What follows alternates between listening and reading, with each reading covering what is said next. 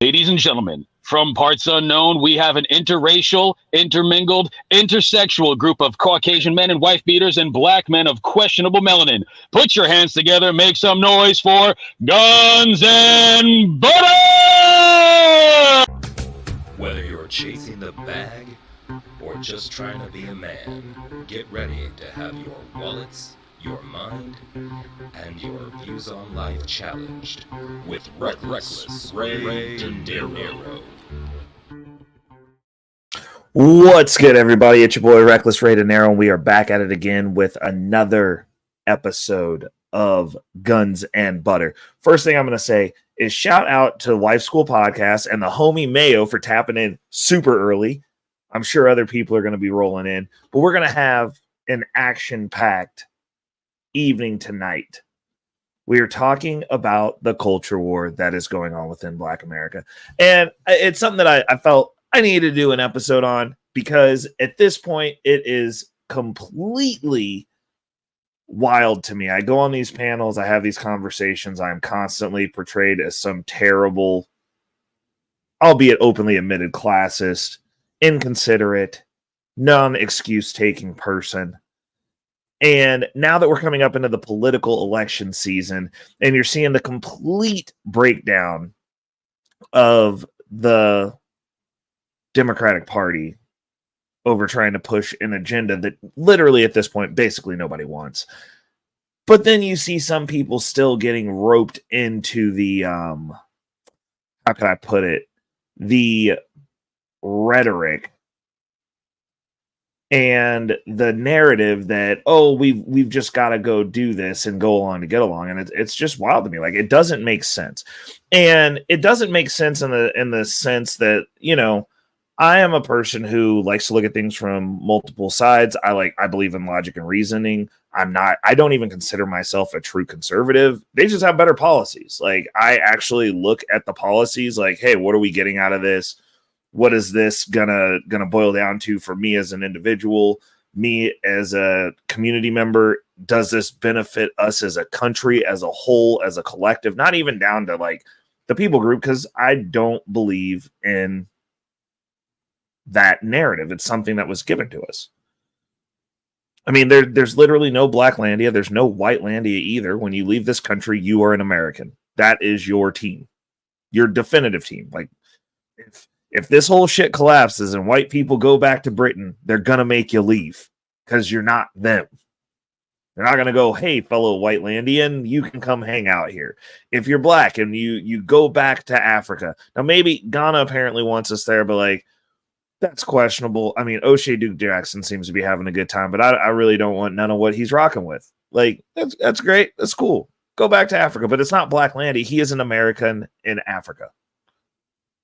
He still has a team. Like, if things devolve to a certain point there, the tribe is the tribe, and the tribe is not based on a level of melanation or a lack thereof.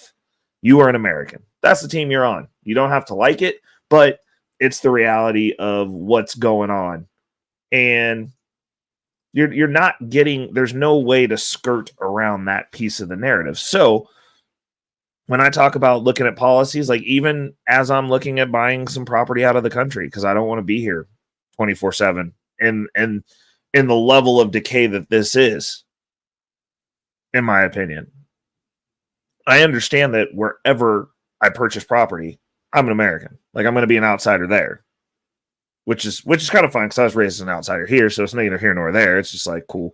I've been stuck on that free agent lifestyle for forever. But still, when it comes to voting, I actually believe in looking at the policy. It's not about a team. It's not about going and ignorantly voting. I don't like that either. I think that people should exercise their right to vote, but I also think you should have a vested interest in it. I believe that just being able to vote by proxy has gotten us a lot of really bad results. A lot of really bad results. I mean, I understand, but it's just like one of those things where it's like everybody doesn't get an opinion. Everyone on the bus doesn't get to drive the bus. There's a bus driver, and there's people who can drive, and there's people who can't drive.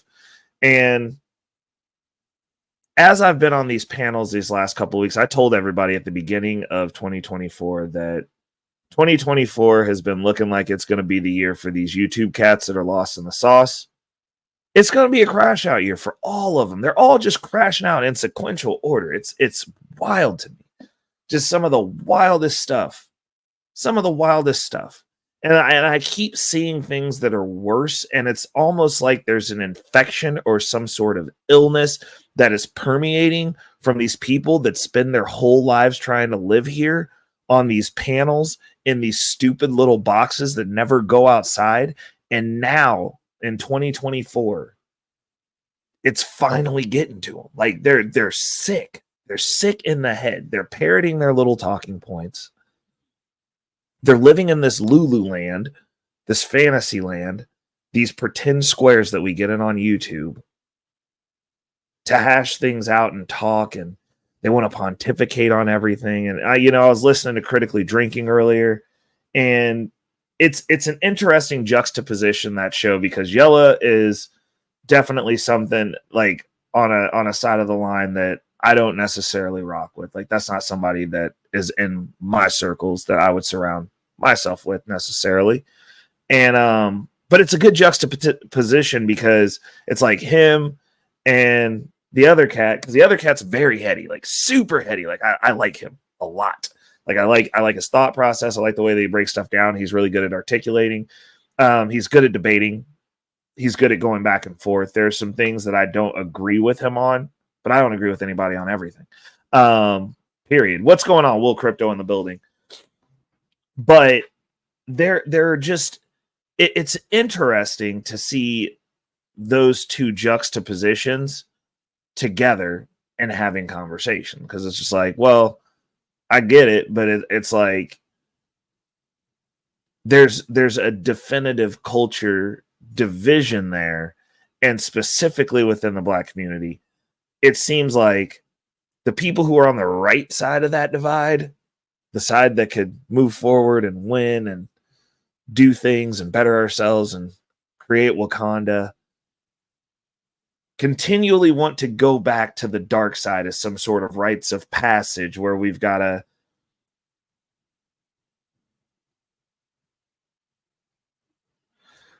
right now, if the vote was held, okay, so Joker, shout out to Joker, he's in the building. He said, Ray, if vote was held today, who would you vote for?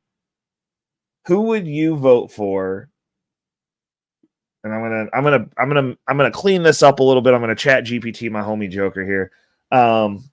Given the current people running for president. Now, me personally, after the last election where I voted for Joe Jorgensen, the Libertarian Party, when I was on the Libertarian camp, I was like, Trump and Biden are bad. I'm going to vote for Joe Jorgensen. She had some good ideas. I did like them. I would have been fine with her being president. I realized that there's just no way to get a true third party in at a presidential level at this point. It's just not going to happen. So I would have to vote for Trump. Like if the vote, I mean, I'm probably going to vote for Trump. Like, to be honest, like I have no qualm saying that. Like that isn't something weird to me. Out of the two options we have, which is a corpse or Trump, Trump is literally the only option, especially if you're looking at policy and what's going to get done. And the reality and the gravity of the situation, like it would be completely disingenuous and remiss for me to say that I would vote for RFK running as a third party as though that were an actual option. And it would be to the detriment of everyone else knowing that we can't get him in. Because that'd be a different conversation if it was RFK versus Trump. Then we would have to jump into policy. We would have something to talk about. But the fact that they're pushing this corpse, or worse yet, we're gonna get Camel Toe Harris as a president. I mean, in all honesty, at this point, I don't like. They're talking about, oh, they could just pull Michelle Obama out of a hat, and I'd be like, no, those are not options. This country is sick. This boat has steered very far off course. We need someone in that captain's position with good hands that can at least hold on to the wheel. Out of the options that we have, which are truly, we don't have options, which is also a problem. Like I said, the system is sick. There's much room for improvement in our political system because basically it is a welfare state for the elderly that want more than their fair share of what they've earned while continuing to drive this country into the ground and do everything against the citizens of this country. So out of the two options that we have, which we should have more than two options at this point, there's too many people in this country for two options. That it's stupid that we only have two options. But that's the way that they've worked this out. They've built a moat around what they're doing. And we kind of don't have control. So out of two bad options, Trump's going to be the better option, in my opinion. Absolutely. Trump is better for my pocket and better and business. 100%. 100%. Not even a question. Like there's no way without someone literally physically coming and beating me up and taking my hand to stamp Biden that I would vote for him at this point, which sucks. Because we shouldn't have had a president that was going to be a vegetable while being president in the first place. And shame on me. I assume last election, people had a lick of sense. After he did the whole thing on Charlemagne the God, yo, Miss Jenny is the favorite housewife. Miss Jenny R. Jones in the building. Shout outs to Miss Jenny. Thank you, sis. I appreciate you. But yeah, after the whole Charlemagne the God thing where he's literally just blatantly said, you ain't black if you don't vote for me, I thought that was the end of it. I thought after we went back and fact-checked the policies that he did, the war on drugs, locking up a bunch of black people, I thought maybe then that would be the end of it. I thought maybe when they introduced Kamala Camel Toe Harris, laughing like a supervillain, I thought when we fact-checked her record of putting black men away, black men, some of which who should have been let go, that she went the extra mile because she doesn't like to lose, to ensure that she took those black men's freedom as well. So we got one person in office who did racist policy, did harm to the black community. And then we've got another woman with a little bit of melanin, so she gets to be on the team, apparently, if you quote unquote believe in black community and whatnot. I personally don't.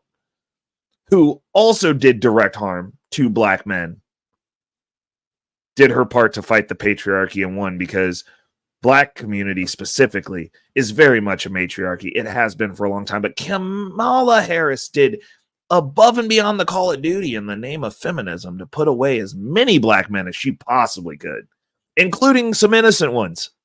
So, yeah, Jenny. Jenny said, bold of you to assume Biden actually won. You know, I mean, so I'm politically active in my state, the great state of Kansas. And, you know, I've had some conversations with some people who've done some stuff here, and everyone's cheating. I mean, the GOP is just as corrupt as the entire Democratic Party, except for the GOP is just a part of the Republican Party. They're all doing the same thing. That's the thing that I've realized. Like the corruption runs so deep that it's like they're if you believe in teams at this point, you've lost. There are no teams. It's an us versus them. And I've been saying this for years. No matter who gets in office, this country, the machinery, the mechanisms that run, do the same shit. We do the same things. We go to wars. We go tear up other people's stuff, drop bombs on their houses, creating broken homes via murder. And then when they fight back, or they want to come touch us here because of the stuff that our government is doing, that they're using our human capital for, our sons, brothers, mothers, fathers, to go perpetuate, that none of us voted on. They just do things. Then when the repercussions come back to us, they're terrorists. But like, I mean, by definition, if you blow my house up first, and I get mad about that and want retribution of some kind, because, again, globally, we're on a team. We're Team America. America went and did some dirt on another team. Now that team don't like all of us. We're kind of the bad guys at that point. Now, obviously, I'm on the team. I enjoy air conditioning. I enjoy our first world advantages. But it is what it is. Like, you can't be mad at somebody who's mad at you because you destroyed their family. Pieces of their relatives hit them and shit because of what we did as a team that none of us voted on. And that's been the juxtaposition of America since we've been in war, is that the citizens here are not advocates of what our government is forcing our brothers, sisters, mothers, and fathers to go do overseas to benefit themselves. We feel bad about it. We get upset about it. It's almost like you were in a relationship with somebody who had schizophrenia. So they come in, they punch you, and they touch you up real good. But then right after it, they're crying and mad at themselves, slapping themselves with you. No, why did I do that? That's America. Because we have no say. Back in the days, they used to have to issue war bonds to fund wars. Now they just print money and forcibly steal it from us via inflation, via taxes. But we don't get to vote, because back in the war bond days, if nobody bought the bonds, you didn't have the money to just go do what you want to do, because the citizenry with their dollars had a say. You didn't have funding to go build those ships. You didn't have funding to get those planes off the ground. You didn't have funding to drop those bombs on those people that we'll never know, that we don't see. You didn't have funding to go give our military weapons to militia groups that have become freedom fighters, right? They're freedom fighters. We got to give them some guns. We got to give them trucks with machine guns on them until they get what they want, and then they want us to leave as well. And now they're terrorists. that we've given the guns to shoot back at our mothers, sisters, brothers, and fathers.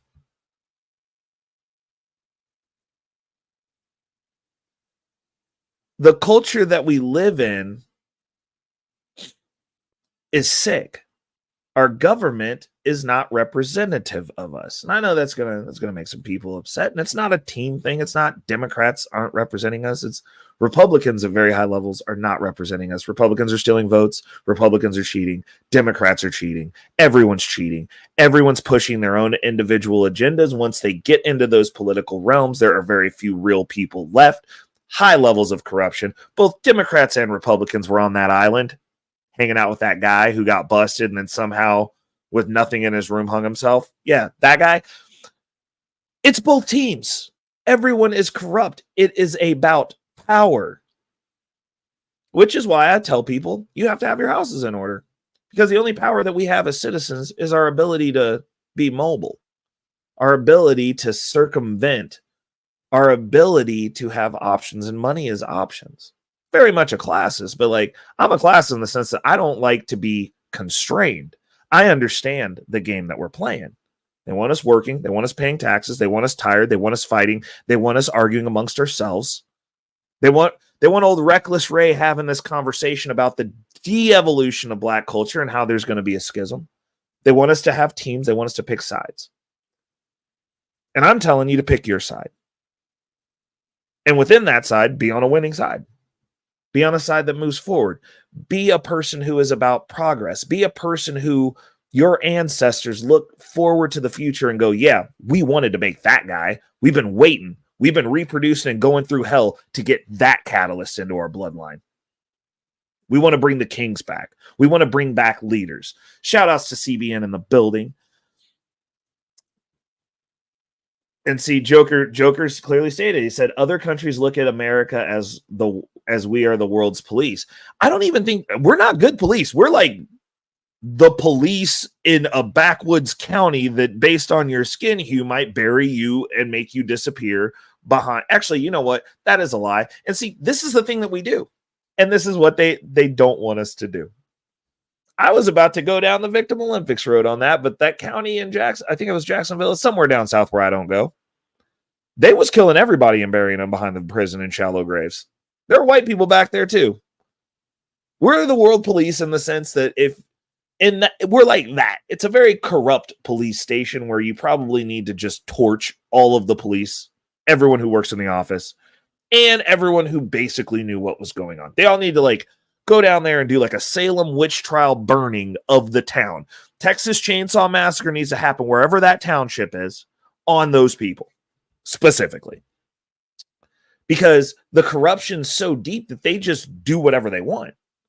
And you know another fun town that is run similar to that, minus, I mean, at least so far to our knowledge, the wherever the hell Tiffany Henyard is. That township in town where she's the mayor and the board of trustees, and apparently they firing people for getting diddled by the trustees, using city funds to do whatever the hell they please, having retaliation, have a goon squad made up out of the police department. Yeah, very similar. I mean, it's absolute power, and people in power corrupt absolutely. These people that want and strive to be your leaders should always be looked at sideways. All these people who push themselves to the front. I'm the guy. Look at my Gucci flip-flops. Look at my Versace. I'm your leader. I'm telling you what to do. I'm never wrong. We're all being held accountable, but nobody holds me accountable because I never change my opinion. I can never stop myself and say that I'm wrong. These people are literally the people you don't want leading. They're pre-corrupted. And they'll throw God at you because that gets you emotional and softens you up to be seated with their message. They'll throw the victim Olympic, we's black and the white man's coming for us, because that gets you softened up, permeable to receive their message. They're setting you up to play games that are no longer effective. They're giving you shit financial advice. They're giving you basic financial advice. And it's financial advice that doesn't work now, but like you're too busy getting caught up in the sauce to do basic math to see, hey, on a long enough timeline, how does this play out? How does this work? Is this how money works? Is this what wealthy people actually do?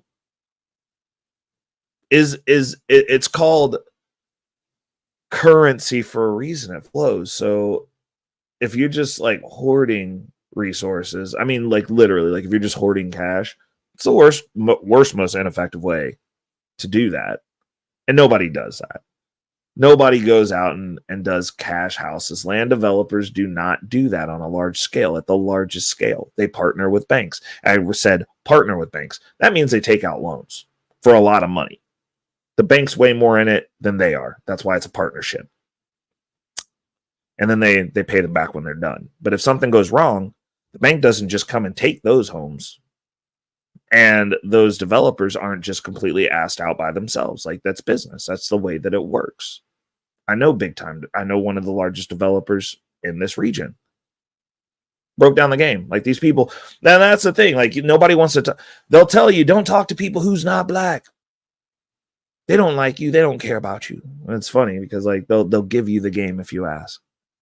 I mean, even if it's in the sense that they think it's entertaining. Like, oh, what's this darky doing? And why is he trying so hard? I mean, they at least like want to see what you do with the information.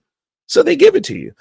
I was listening to Critically Drinking earlier. And it's a cultural schism that I was in the chat going hard. I do like those guys over there. It's like I said, the juxtaposition is interesting because Yella, he has some stuff that I agree with. I should say, I don't agree or disagree, period. But like, again, I'm a classist. He is of a different class than I am. He is not somebody who's around somebody like me. It's just what it is.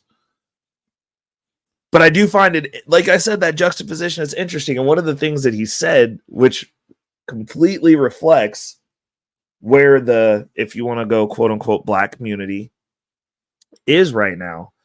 And I'm gonna drop the link. I'll go ahead and drop this and pin it now, so that way we can get it popping.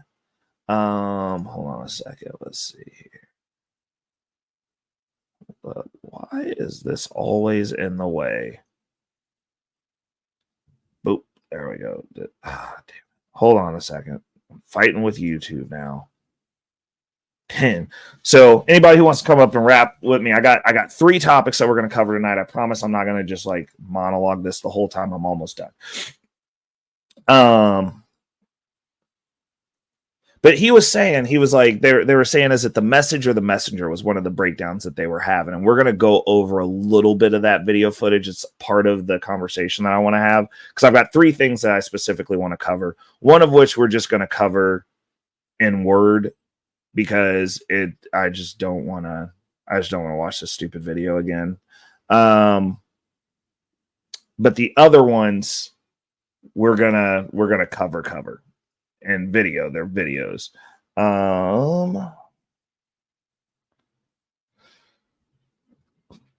Okay. And then we're gonna just break this into parts of the show. I did some homework today, guys. I actually did a little bit of prep. So I have a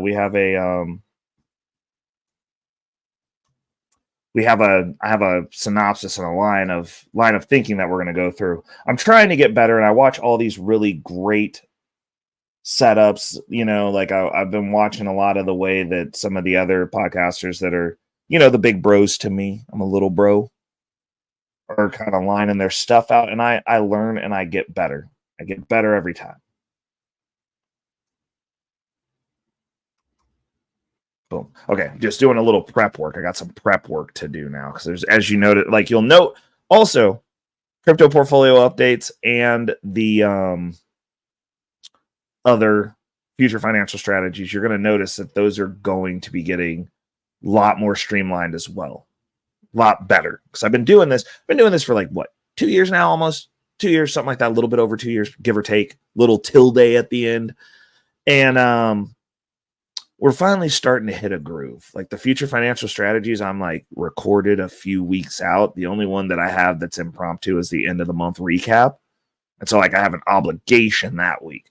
But I just keep myself, and like I've got some bangers coming. I've got actually a beginner friendly video based on something that one of the guys I work with asked me some question, wanted me to drop some game on him. And I thought, this would be a good video. This would be useful to other people. And so I was like, okay, cool. I'll rock with that. So we did a beginner video. I'm really happy with it. And obviously those videos, I would do them just like I do these live streams. They're just one takes. I pre-record them, but I literally, like, I don't stop. I don't edit. I just do a one take. Like, I run those shows just like I run this, because at a certain point, I think what I'm going to do is if I ever do like a Patreon or anything like that, I'll do those shows live.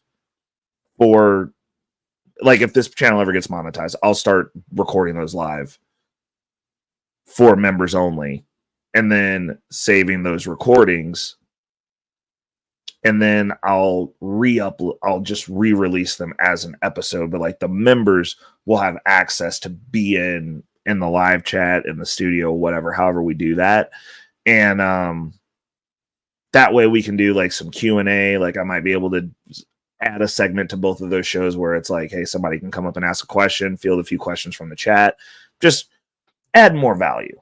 But the topics, they're getting better. I was super excited. This last one that I recorded, I think people are going to like it. It's beginner. It's a very beginner one. It's kind of it's a little brain show. It's a little big brain show. It's little brain information in my fashion. So it's kind of like what I would do. But we're going to, since I've got that out there, I'm going to go ahead and we'll jump into the first piece. Now, first thing I want to say is anytime there's loss of life, I'm like, okay, like we got to look at the context. But this specific situation, this Dexter Reed situation, they're mad about that. There's the dude that got lit up. They aired him out all the way, 96 shots after he shot a cop. And there's supposedly longer videos, which is what, like, this, we got to stop trying to make martyrs out of people that have crossed lines. The dude opened fire and actually shot somebody. That's the first thing. Secondly, after you open fire, you have stepped into the arena. And like the narrative now is, oh, they shouldn't have done them like that. Like, you shouldn't shoot at police officers either. Like, you shouldn't put yourself in positions to where that. And I tell people all the time, they're like, cops are racist. I'm like, how many cops do you interact with regularly? Because me, it's like maybe once a decade. What are you doing? Do you already have a criminal record? Are you already on that side of the line? Because I'm friends with people who got F's on their report cards. And they're not interacting with the cops like this, where they're just downtrodden talking about the system's racist, and they're a part of the system. The one place that we should not be looking at diversity, equity, and inclusion is the criminal justice system. We should not be in front of judges. We should not be interacting with cops. Now, this is somebody who, I'd say I'm a centrist at best, because I'm all over the place. Because I think things through. I actually think stuff through. So I'm not necessarily conservative, but I also don't like cops. I've also personally experienced police brutality for no fucking reason. Well, the reason was we were in a homie's car, who was poor. Because they fuck with poor people. Like, honestly. But I've actually experienced police brutality from one of my mother's coworkers, because my mom was a detective who didn't know who I was. So this isn't coming from somebody who is going, oh, I'm talking from some ivory tower. I've actually been wrongfully mistreated by the police, like actively at 15. So I by default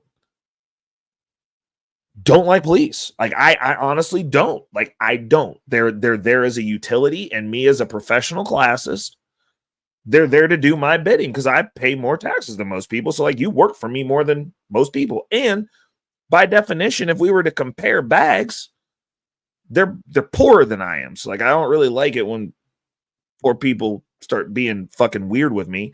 I don't like that shit because they're broke. And they're there to take care of me because I've got money. And that's how this works in real time. But I by default, I don't like cops. So my prescription is avoidance. I don't deal with police officers in those scenarios. When I get pulled over, I don't have a panic attack. I'm cordial. I make sure that they understand that they're poor and I'm not, so we can do what we need to do. But like any interaction with me, I'm gonna let you know, like, just write the ticket, do your job. Like, let's go. Like, what are we doing? Do you want to go down to the station with somebody that's got resources to fuck your life up? Is that what you want to do? Because I don't have a rap sheet, not a criminal, officially, allegedly, respectfully, but I'm not in the system. Put it that way.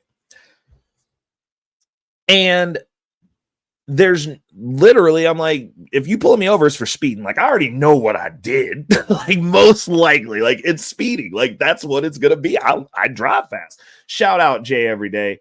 Like, I speed. I totally understand. But I'm not sitting in a scenario where like I'm unloading out of my car and then wondering why I got shot 96 times. Like, I don't understand how. And like the news stories after the video footage, even with the longer footage, they're like, oh, well, they walked up and they shot him some more times after he got out the car. I'm like, well, I mean, they already shot him a bunch of times anyway. like also, you shot me. Like, if you the thing that people forget is when it comes to a scenario like that, it's not like they rolled up on the car, unloaded 96 shots, and this dude didn't do anything to him. Also, let's keep in mind, they had a whole ass argument with this dude. Like, they had a back and forth. They went back and forth. They had a whole argument, and they argued so long that this dude felt comfortable enough to pull out a firearm and start shooting at him, which meant that they had a whole lot of back and forth. They had a whole ass argument. So, yeah, we get a whole ass argument and you shoot me. Like, these people do want to go home as well. Like, what were they supposed to do? Just line up and die? Like, what's the expectation here? That these people ain't, it's just about to catch hot ones. They gonna die to prove a point? No. You fire at the cops, you get 96 shots back. Like, you should assume that's a one-way trip. That is a one-way trip, and you should know that. You should know that. Like, it's a one-way trip. What's going on, Travel One in the building? Good to hear from you. So that's going to be where we start with this culture war, because you have a group of people that want to, oh man, they shouldn't have done them like that. They shouldn't have done, like, it's like, you shouldn't be a criminal. You shouldn't be put in a situation like, if I get shot 96 times, somebody's gonna have to answer for that shit because I don't have a criminal record. You talking about somebody with as far as the computer's concerned, squeaky clean. Squeaky.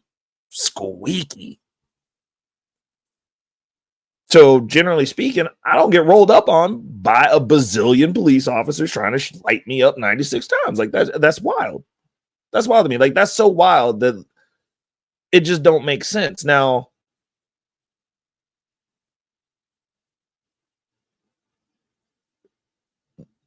the people who do experience this, there's generally a reason. I mean,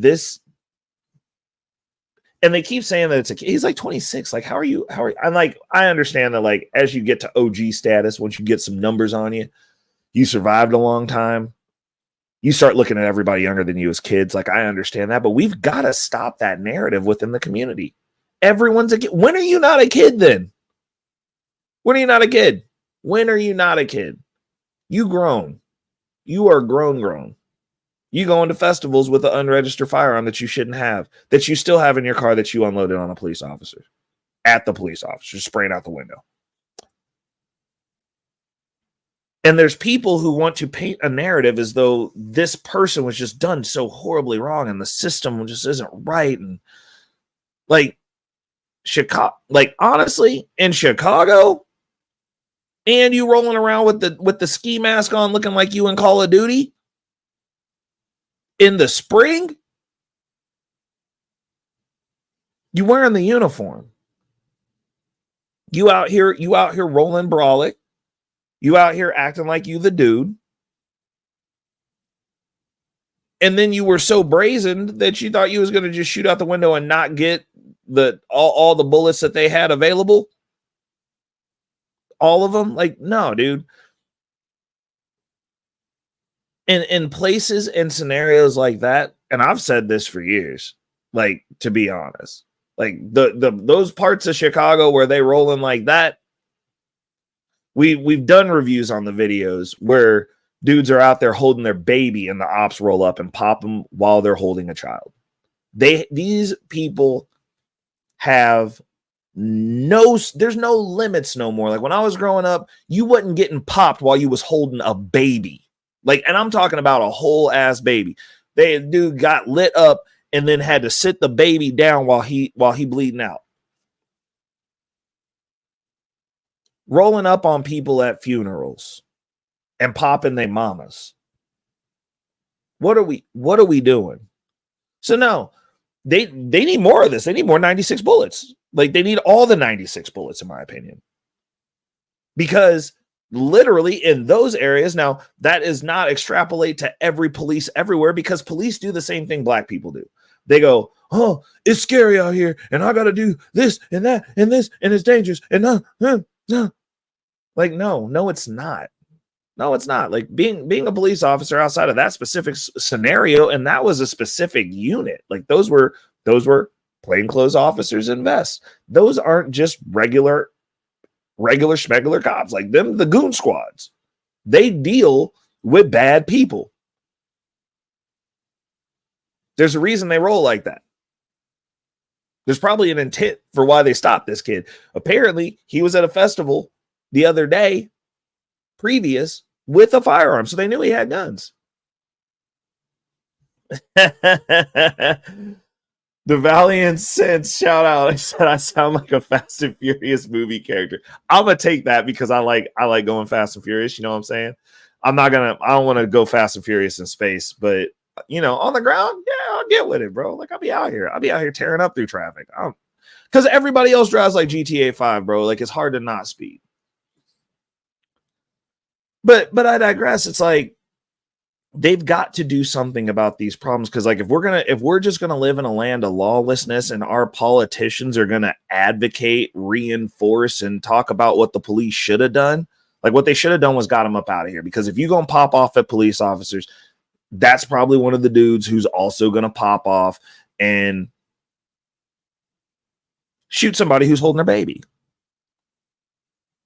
Go in, driving up, rolling up on the ops mama. Like that's what we're dealing with here. There's no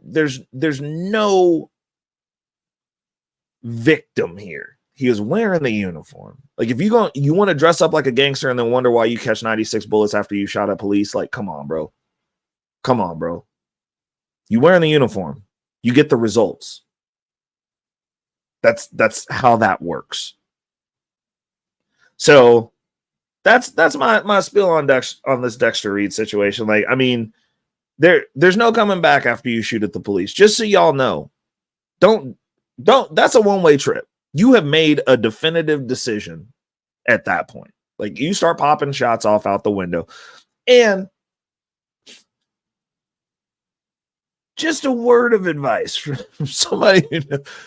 You are also at a disadvantage sitting in a vehicle popping shots off. You are sitting in a metal box that is not bulletproof as a sitting duck with a big target to just expunge bullets at, shooting out of a window. You are at the disadvantage in that scenario. Just so you know, because you can't move. Like, you can't go nowhere. And they're going to get all them bullets in there. They're going to air it out. Swiss cheese. Going to go to the impound lot, which you was parts of it. Travel one, thank you. I mean, not even law and order must prevail. Like, what logic? If you shoot at a person and they really care about their life, you get 96 bullets. You roll up to a family reunion that you ain't a part of the family and start popping shots and they all got guns. They shooting back. You catching 96 bullets in that scenario too. Like I don't understand why people just don't understand that everybody wants to go home. And like, if you actually want to go home, you could cooperate out of those situations. But he knew he was riding dirty. He was wearing the mask and he knew he had that firearm. He was going away. Like, yes, they stopped him because he wasn't wearing a seatbelt, which obviously you should be wearing a seatbelt. It's a law. It's a reason for them to stop you. I put my seatbelt on. I don't understand why people don't have feel like they just don't have to do what the law says you got to do in certain extents. But again, advocating as somebody who doesn't exactly like police for avoidance. I do everything I need to do to get them to not talk to me. Everything. What you need to do, put the seatbelt on, bet. My car beeps at me if I don't put my seatbelt on anyway. It's annoying to be in my car if you don't have your seatbelt on. You just put it on. That's just what you do. It's got a prompt in there. It's got a bell that just incessantly dings. If you don't have it on, my car wants me to survive the accident more than I do because I would prefer to not wear the seatbelt. So I get it. But having the seatbelt on, that's one less reason for them to talk to me. So I do that because then I don't have to talk to them. I don't have to deal with cops. I don't have to deal with it. Like, it's not my thing. In that regard, like I don't want you talking to me. I don't want to deal with you. You're poor. Like I don't want to deal with you. I know you having a bad day. You're broken. Like you got to figure out how you're gonna afford apples. Like I get it. You ain't getting burgers this week. You broke, and you got to sit out here and deal with knuckleheads and potentially get shot at out the window by a dude in the Scully mask who wants to pretend like you the ops and he's some sort of super Rambo GTA 5 dude. I get it. It sucks. And it's a thankless job. And everybody hates you by default. Like, I understand. You top that off with them being broke. Like, I'm not trying to deal with somebody who's upset at work. That ain't the life I'm trying to lead. So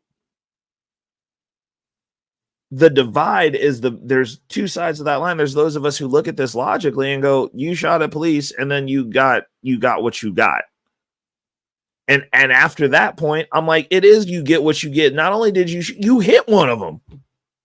Thankfully, it was just in the arm, but I'm like, you think that dude went to work that day or whoever got hit went to work that day wanting to get shot in the arm at a traffic stop because you didn't wear your seatbelt on and you riding dirty? You were in the wrong multiple levels. And they're just like, they could have done something different. Like what?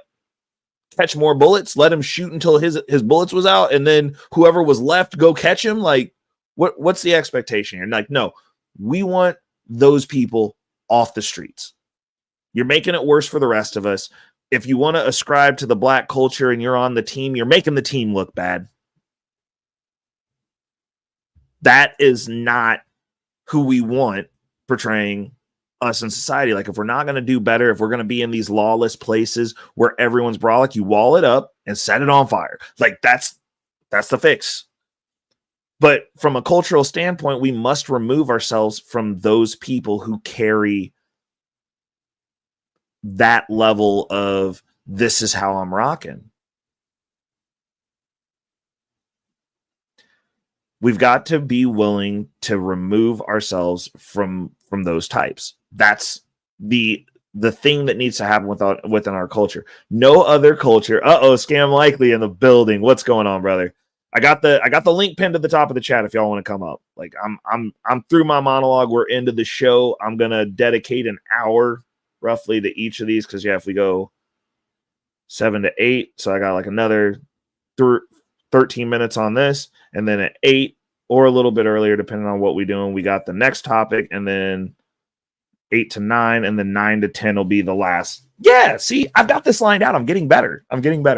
But the people who want to proliferate, you see that we being holded down by the white man because they shooting 96 times. Oh, snap. Nah, dude, scam, listen. You go to salsa, bro. You outside touching grass. I'm going to go do something tomorrow. It's just I got to work tomorrow. So in between now and tomorrow, like I ain't got nowhere to go. Thursdays, I'm active Friday, Saturday, and Sunday for brunch. Them's my days that I'm out getting active. But there has to be a removal from the things in society that are not for or pro what we're doing. And if we're trying to move forward as a culture and we're trying to establish ourselves, we're trying to get a narrative, we're trying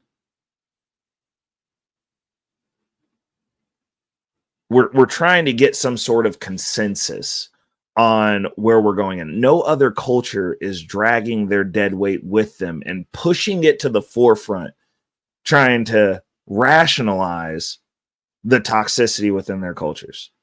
They let those people die out. They are shamed. They are left alone. They're left to their own devices. If they're not going to get right, they got to get out. And then we complain that those same cultures are winning and control everything. And I don't get it. You know, like the more you think about it, the more asinine it sounds. Like, let's talk about the small hats. Everybody wants to bring up the small hats. And they're like, oh, they control everything. And they don't, and they're the winners. And they got all the banks. And they got the money. Why is that?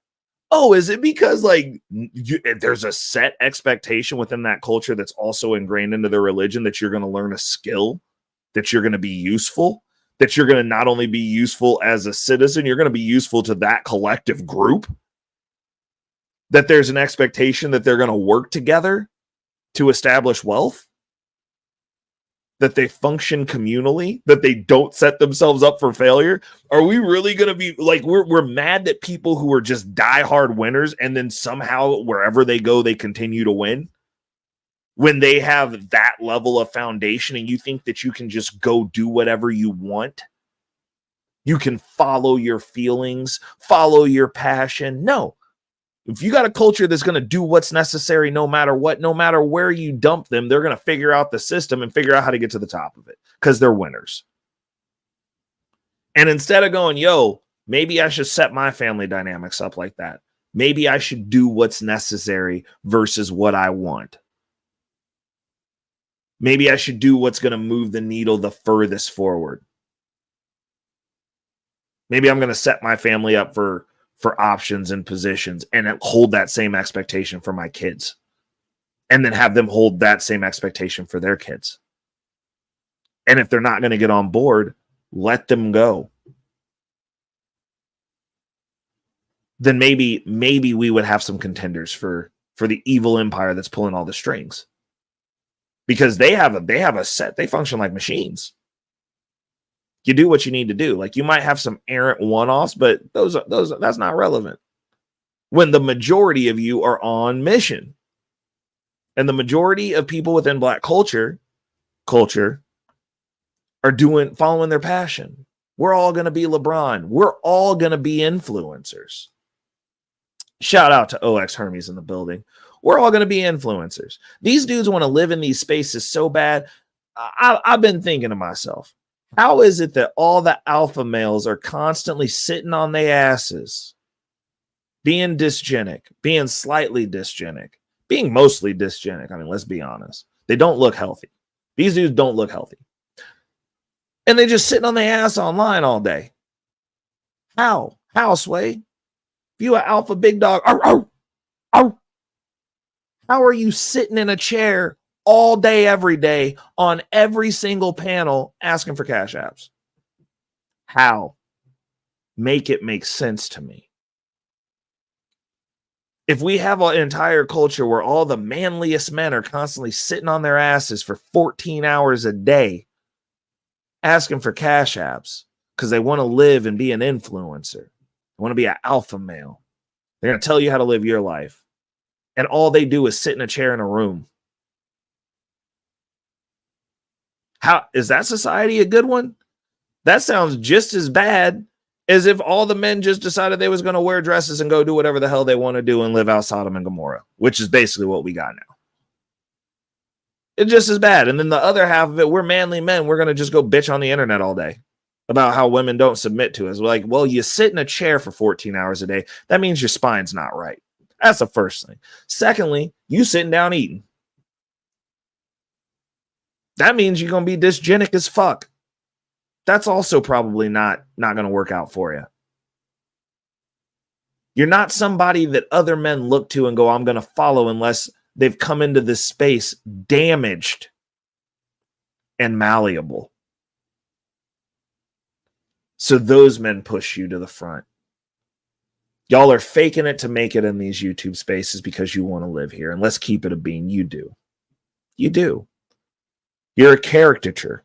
You're a talking point that creates teams so that y'all can big each other up, so that you can have the same dick and pussy conversations for years on end. Never moving the needle forward. The only ones of you that don't stay in this space are the ones who come here. It's funny how when you come here and find a chick, an actual good one,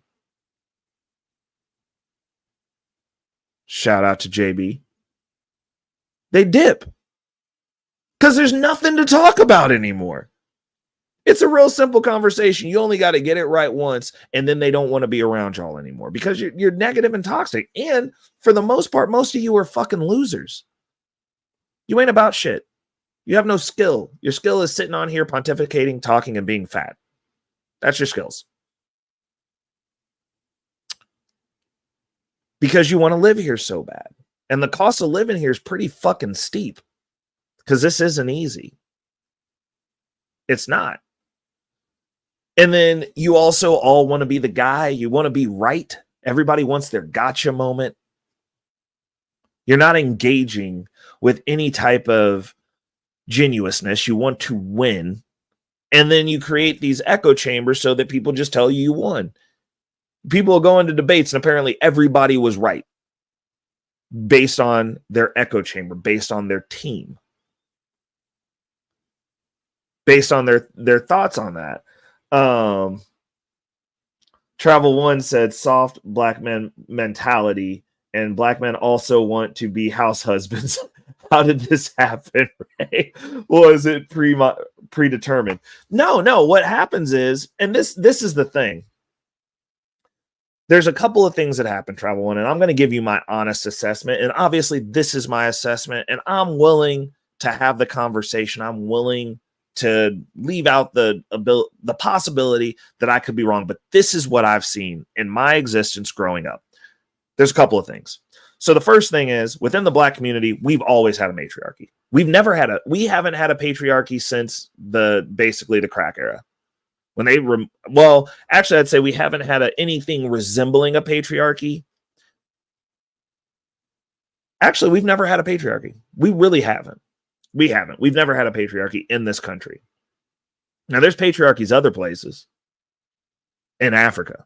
But since we've been here, there never has been, because the reality of the situation is you can't put people in slavery and have strong black men. Like, those two things don't mix. You would have had way more revolts than what you had. And where you did see revolts, you saw the remnants of strong black men. They're like, we're not going to do this. We're getting the hell up out of here. We're not doing this. But the narrative that they give us is that Harriet Tubman was the be-all, end-all of people escaping slavery, as though black men didn't do that as well. Black men didn't fight back. The reality of it is, a black male rebellion, all the men were killed. That's just reality. Like, if we want to go historical context, like, obviously I don't go in the Victim Olympics, but the reality of it is you have to break and destabilize the men and make them out to be not reliable. So even though we were still getting married post the slave release, during slavery, they was secretly getting married. We have a narrative that black women have always been the ones who had to save us. Always. And the reality of it is, it's not a matter of black women always having to be able to save us. I mean, you destroy a civilization through the women. You poison them against the men. So you got the Harriet Tubman. We don't talk about any of the stuff that black men did.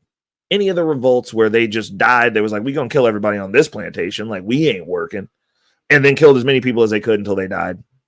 We don't talk about that. They don't tell us about what the men did, because Harriet Tubman sneaking people out 2 and 3 at a time because women got to do everything is a better narrative, because it seeds dissent against the men. You never saved us. You never stood up for us. They had to break the men to keep them from standing up. That's the reason they had islands. We talk about buck breaking,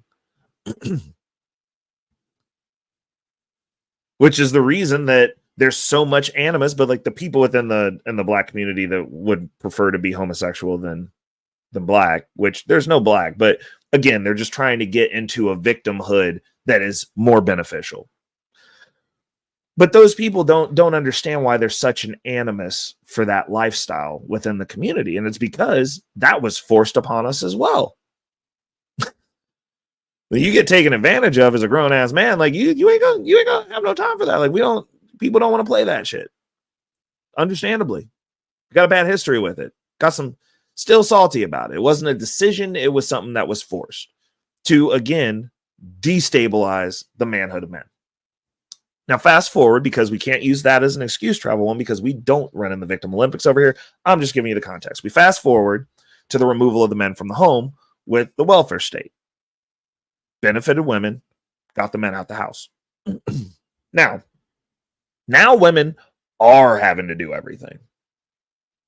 Now you got dudes just leaving, and I'm not going to say that every single person that left was on welfare or whatever, but the thing that I find funny is, and it's something that's not talked about in these black spaces because y'all like to be in your bubble of blackness that doesn't exist.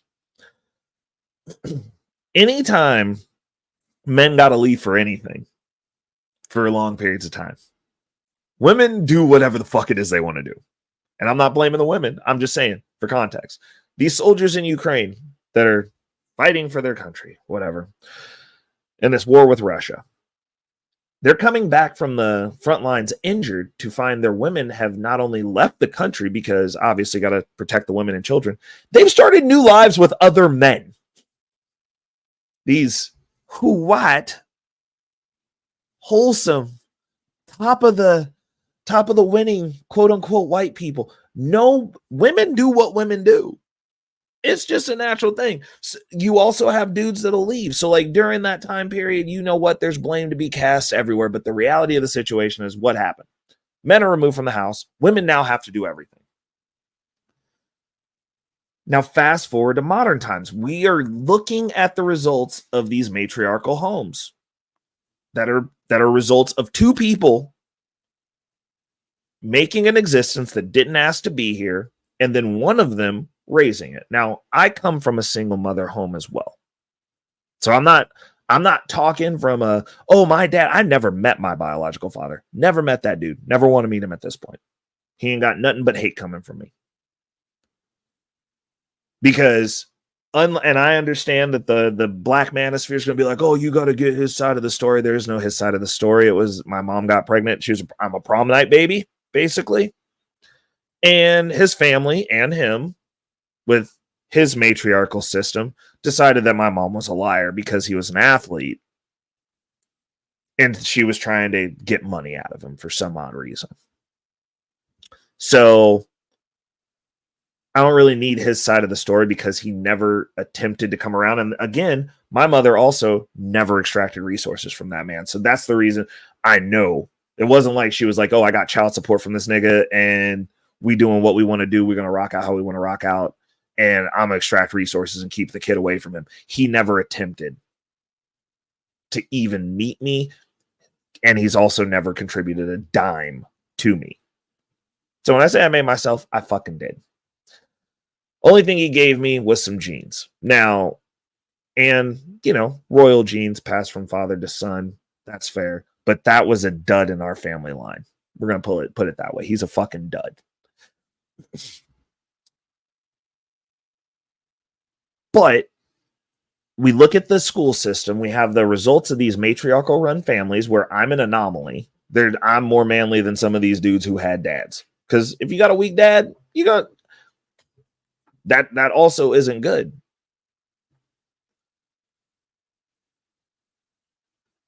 But when we talk about the results and why these dudes are soft, we're looking at the results of what you get from a matriarchy. No financial literacy. Generational wealth has to be rebuilt every generation because people do what they want to do. I've seen what happens when women get left with a bunch of shit. They lose it. They don't know how to maintain it. They don't know what needs to be done with it. There's no strategy. There's no clearly decisive. Everyone gets an equal fucking vote. Like, I've seen it personally. Because I'm rebuilding this shit right now, and there's going to be rules and regulations. So even if it becomes down the road where it's a bunch of women again, My money's going to have rules and expectations that come with that shit, along with the education that comes with that shit. You're going to know how to deal with it. My family never did that. Oh, we did the best we could.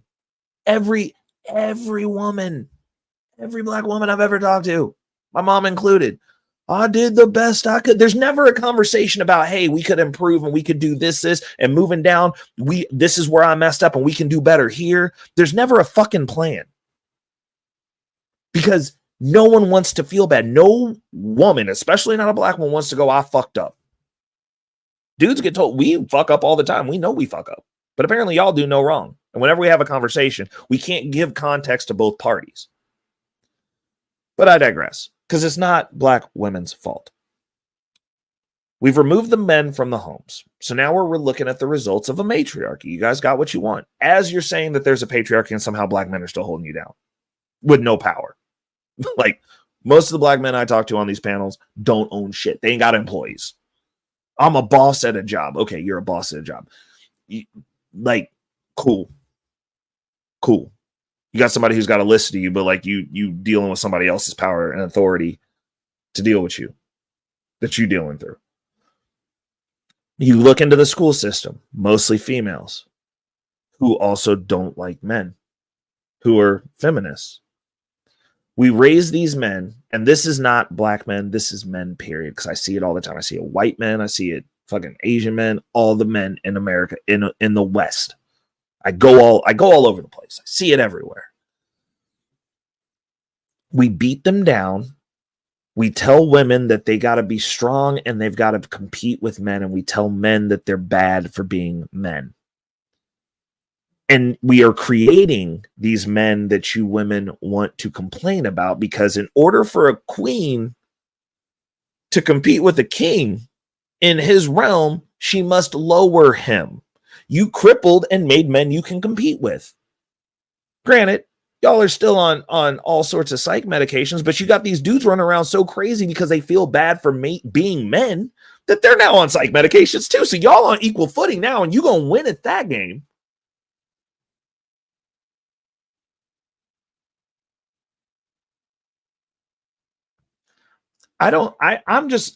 No, it's not that I think it's everyone's fault. I think it's a cultural issue. We are poisoned as a culture, but the question is this, and this is the reality of the situation. This is what I'm getting to. We're raising men who feel bad for being men, and then we're raising women to be replacements for those men that we are now weakening so that they can compete with them.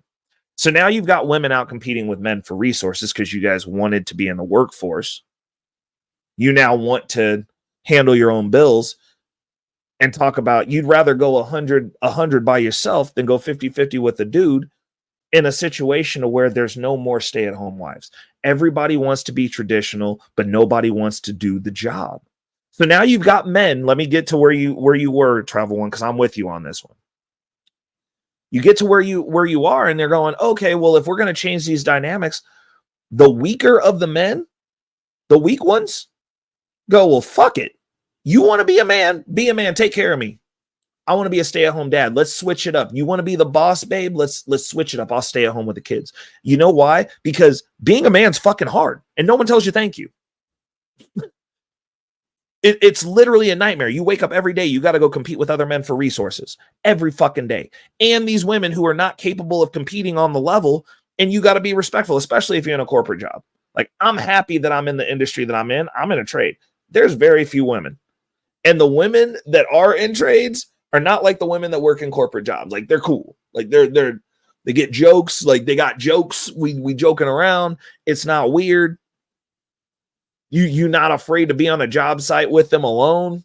Like, it's not crazy. There ain't no gotcha. There ain't no fucking fourth wave feminist. I got to get these dudes up out of here. I'm going to take all the jobs, because the shit's hard. But in the 11 years that I've worked, I've worked with one woman. Well, two, Sharon Jean, but two, and one didn't last because it's fucking hard. And so now you've got these dudes, the weaker ones, who go, bet, I am tired. I want to, because we don't want to do this shit. It's just our fucking job. Do you think that men want to go compete with men for resources? Do men want to go to war and die? When the Titanic sank, did men want to let the women and children get on the boat like they didn't want to fucking live? It's our job. But you guys would rather compete with us at something that we are going to be better at on average more often than not, because we got 5,000 years of just go out there and die. Women are not signing up. Y'all want to compete with us at C-suite jobs. Y'all want to compete at the top because you think it's easier. Making decisions for everyone and having those decisions affect everyone is not easy. I don't know any C-suite women who are not on psych meds. I've never met one. Y'all got happy pills. Y'all are on all sorts of shit. And it's so bad now that you got women who are teachers, fucking teachers, that are on happy pills.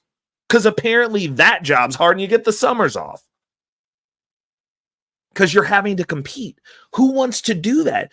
You want to grind your body down to the bone? Do you want to go be on the front lines since y'all so manly? The warrior queen's just going to come save us all?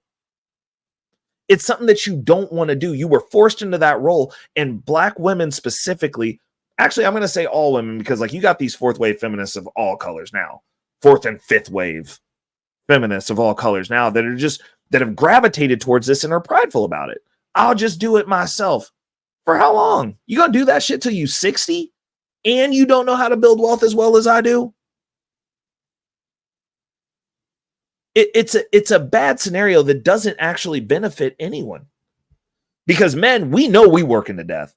But you seeing these women all the time now on TikTok crying. It's hard. This is terrible. The feminists lied to me. Yeah, it's like too late because like now you don't know how to be a wife. Like you don't want to. You want a partner.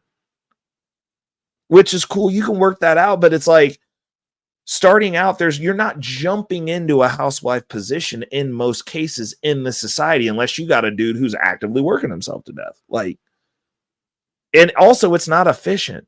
Also, none of the other cultures that we look at that have all the fucking money, and I'm not talking about the white ones, I'm talking about like your Asians, your Indians, and people, they don't just have wives sitting at home doing nothing. They working. I'm around with rich people of all races. Them wives have jobs, even the stay-at-home ones. You're managing a fucking household. That is not easy. Rearing children, not easy. But we don't want to have that conversation when we talk about gender roles, because the expectation is the dude goes and does his gender role, but you just going to be at home and be cute. I don't want to cook. I don't want to clean.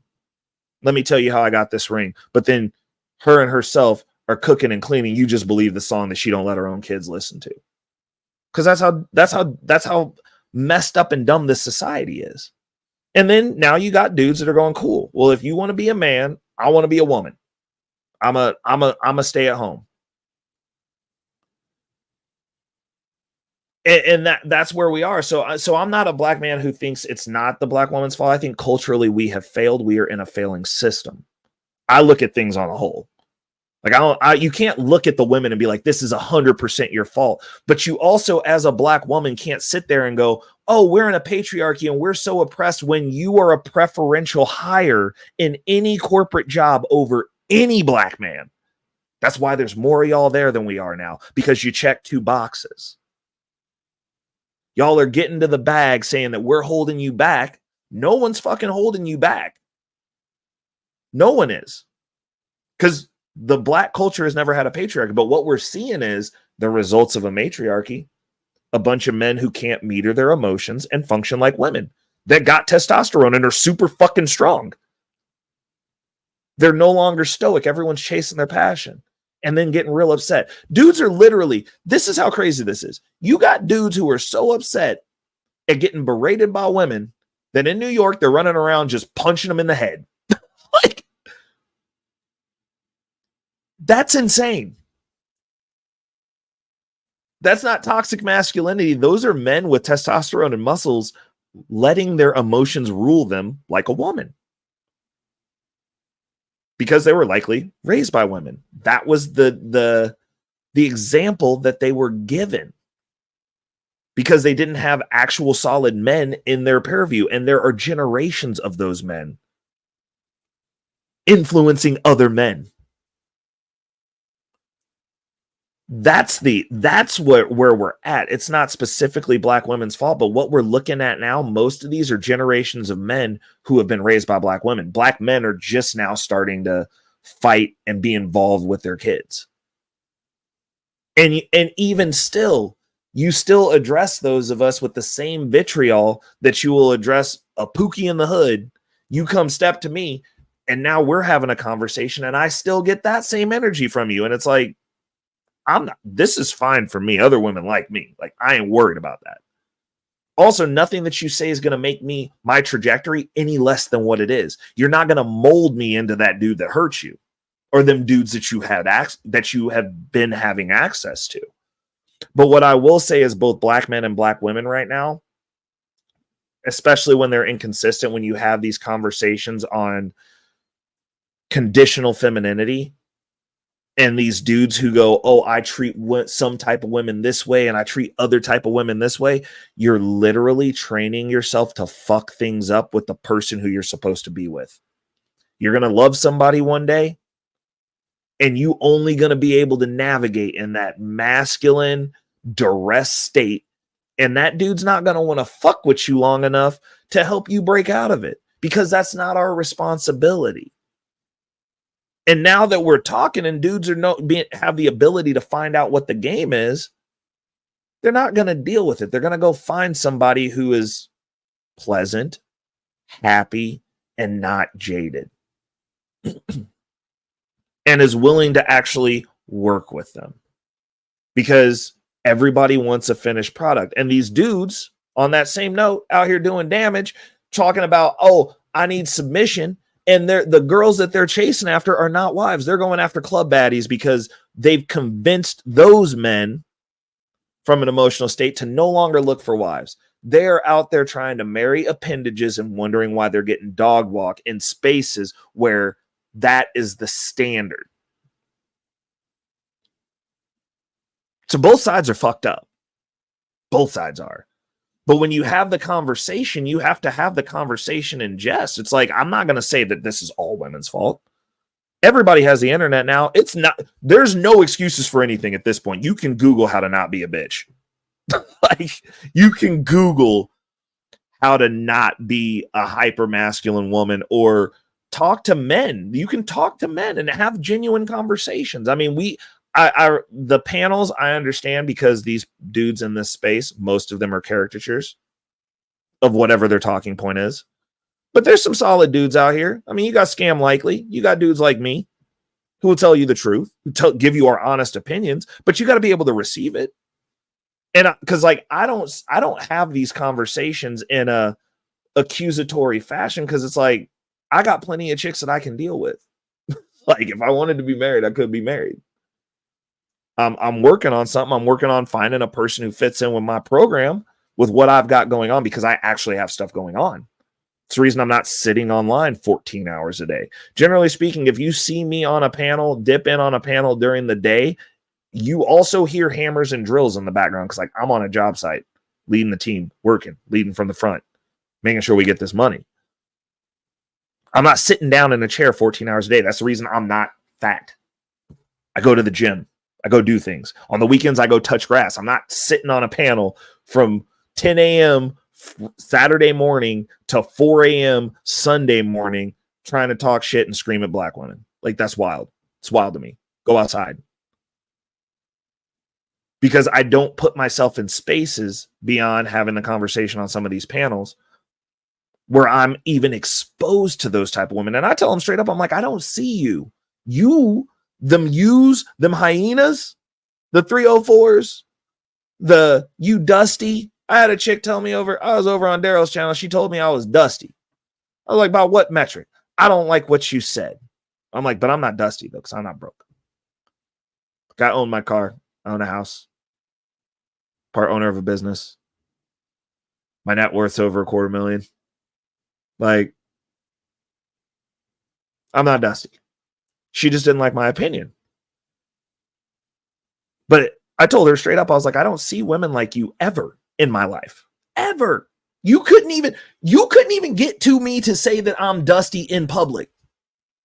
Because I don't be in spaces where you would be allowed in. Like, it's honest. I'm just being honest. So, like, this whole conversation and gender war shit, like, that's a poor people's conversation. And I'm a classist. So I try not to be around poor people, to be honest. So it doesn't affect me. So I can give you an honest answer and be like, yo, like, I hope for you to have the best. But like that energy that you're bringing, like, I'm just some random nigga that you see in the hood where you're at. I'm not where you're at. Like, I don't hang out places where you at. I go to cocktail bars where it's nice. And generally, if there are a couple of chicks that would fit the bill that come in with the infinity wigs on and whatnot, they're in a far other side of the bar for me. And I don't deal with them. I'm there with who I'm there with. And they're there with who they're there with. Let's get some of these comments. Miss Jenny going hard in the chat. She said, preach, women have to be medicated just to be subpar. Facts. And the thing is, women can be subpar men. Men can't be a woman at all. Like, so, I mean, you at least y'all got a shot. Like, where's the double standard on that? We can't even be y'all. Man competing with a woman at being a woman. Get the fuck out of here. We can't do that shit. We can't do it. We can't even do what you do. I don't understand why there needs to be a competition. There's lanes. And for women, if y'all are working to contribute, like I was saying, I got a little bit off tangent, but like these other households, you'll see these Indian households. I got Indian clients. They're cool as shit. The one dude looks like a Bollywood actor. He a doctor. His wife, cute as a button. She a doctor. They got kids. They have a good family. Guess what? They both work. They're both high-end doctors. They double that income. She works remote so she can be at home with the kids, but they both at the same hospital. You talking about you don't want to do shit.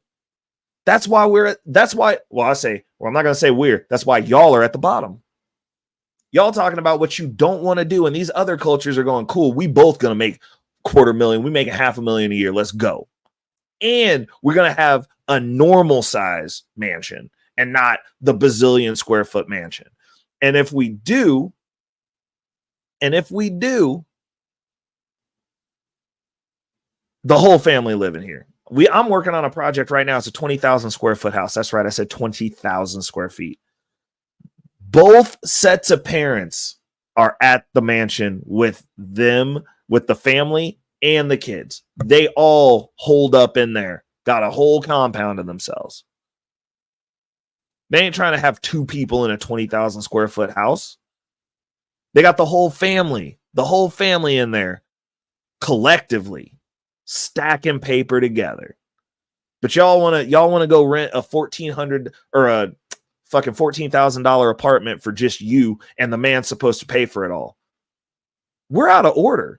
We're not doing things effectively. If you're at the bottom of the barrel financially, like you black people say, the communita, we're at the bottom. And you're dealing with women who don't want to work, and the men's are just supposed to just go die. And we're supposed to also move the needle forward and build generational wealth. It makes no sense. It's not only mathematically, it's stupid, especially when you got cultures where they're like, we're both going to be doctors. And yeah, we're going to figure out how to get you remote at home, babe. And like, we're going to go do this. And I'm going to be out here and we're going to do this. And then we're going to pull these resources together and just stack. You're going to continue to be at the bottom because everybody else got this shit figured out but us and white people. By white people, I mean Americans. It's a America issue. But no, we got some work to do as a culture. We're so far behind and backwards. T Wriggles in the building says, smash that like button. King is in the building. What it do, chat? Shout out to T Wriggles. Jenny Jones said, Ray said, call me what you want, but don't call. Exactly. It's true because it's not factual. It's not factual. You're probably closer to paycheck than me. Like, I'm actually at a space to where I'm trying to get my dividend portfolio built out to pay some of these bills. Like, what are we talking about? I'm trying to make not real money out of my bills, bro. Like, Travel One says, so Reckless Ray will never do a 12-hour stream. Most likely not. I've shortened this show because I don't like sitting here. Like the 6-hour streams, I get uncomfortable. Like I don't like sitting this long.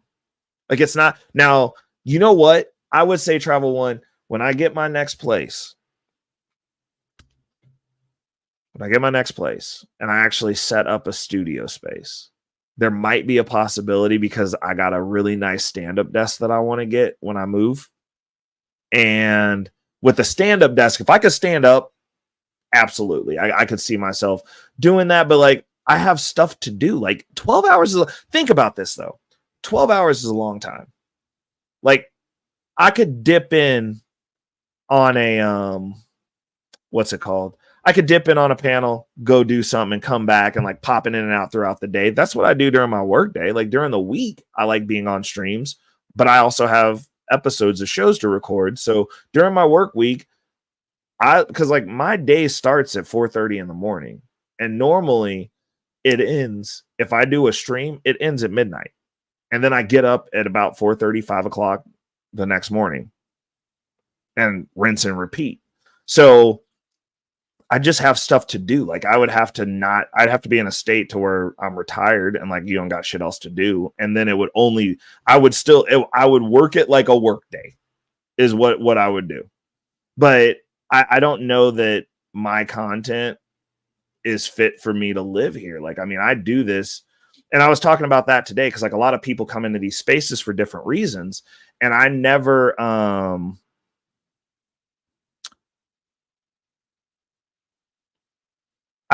came here with the intent to live here. This is just something to do. And it's like, I could live here part-time. Like this could like the time that I spend online and doing content creation stuff is the time that I used to spend Ubering after work, literally.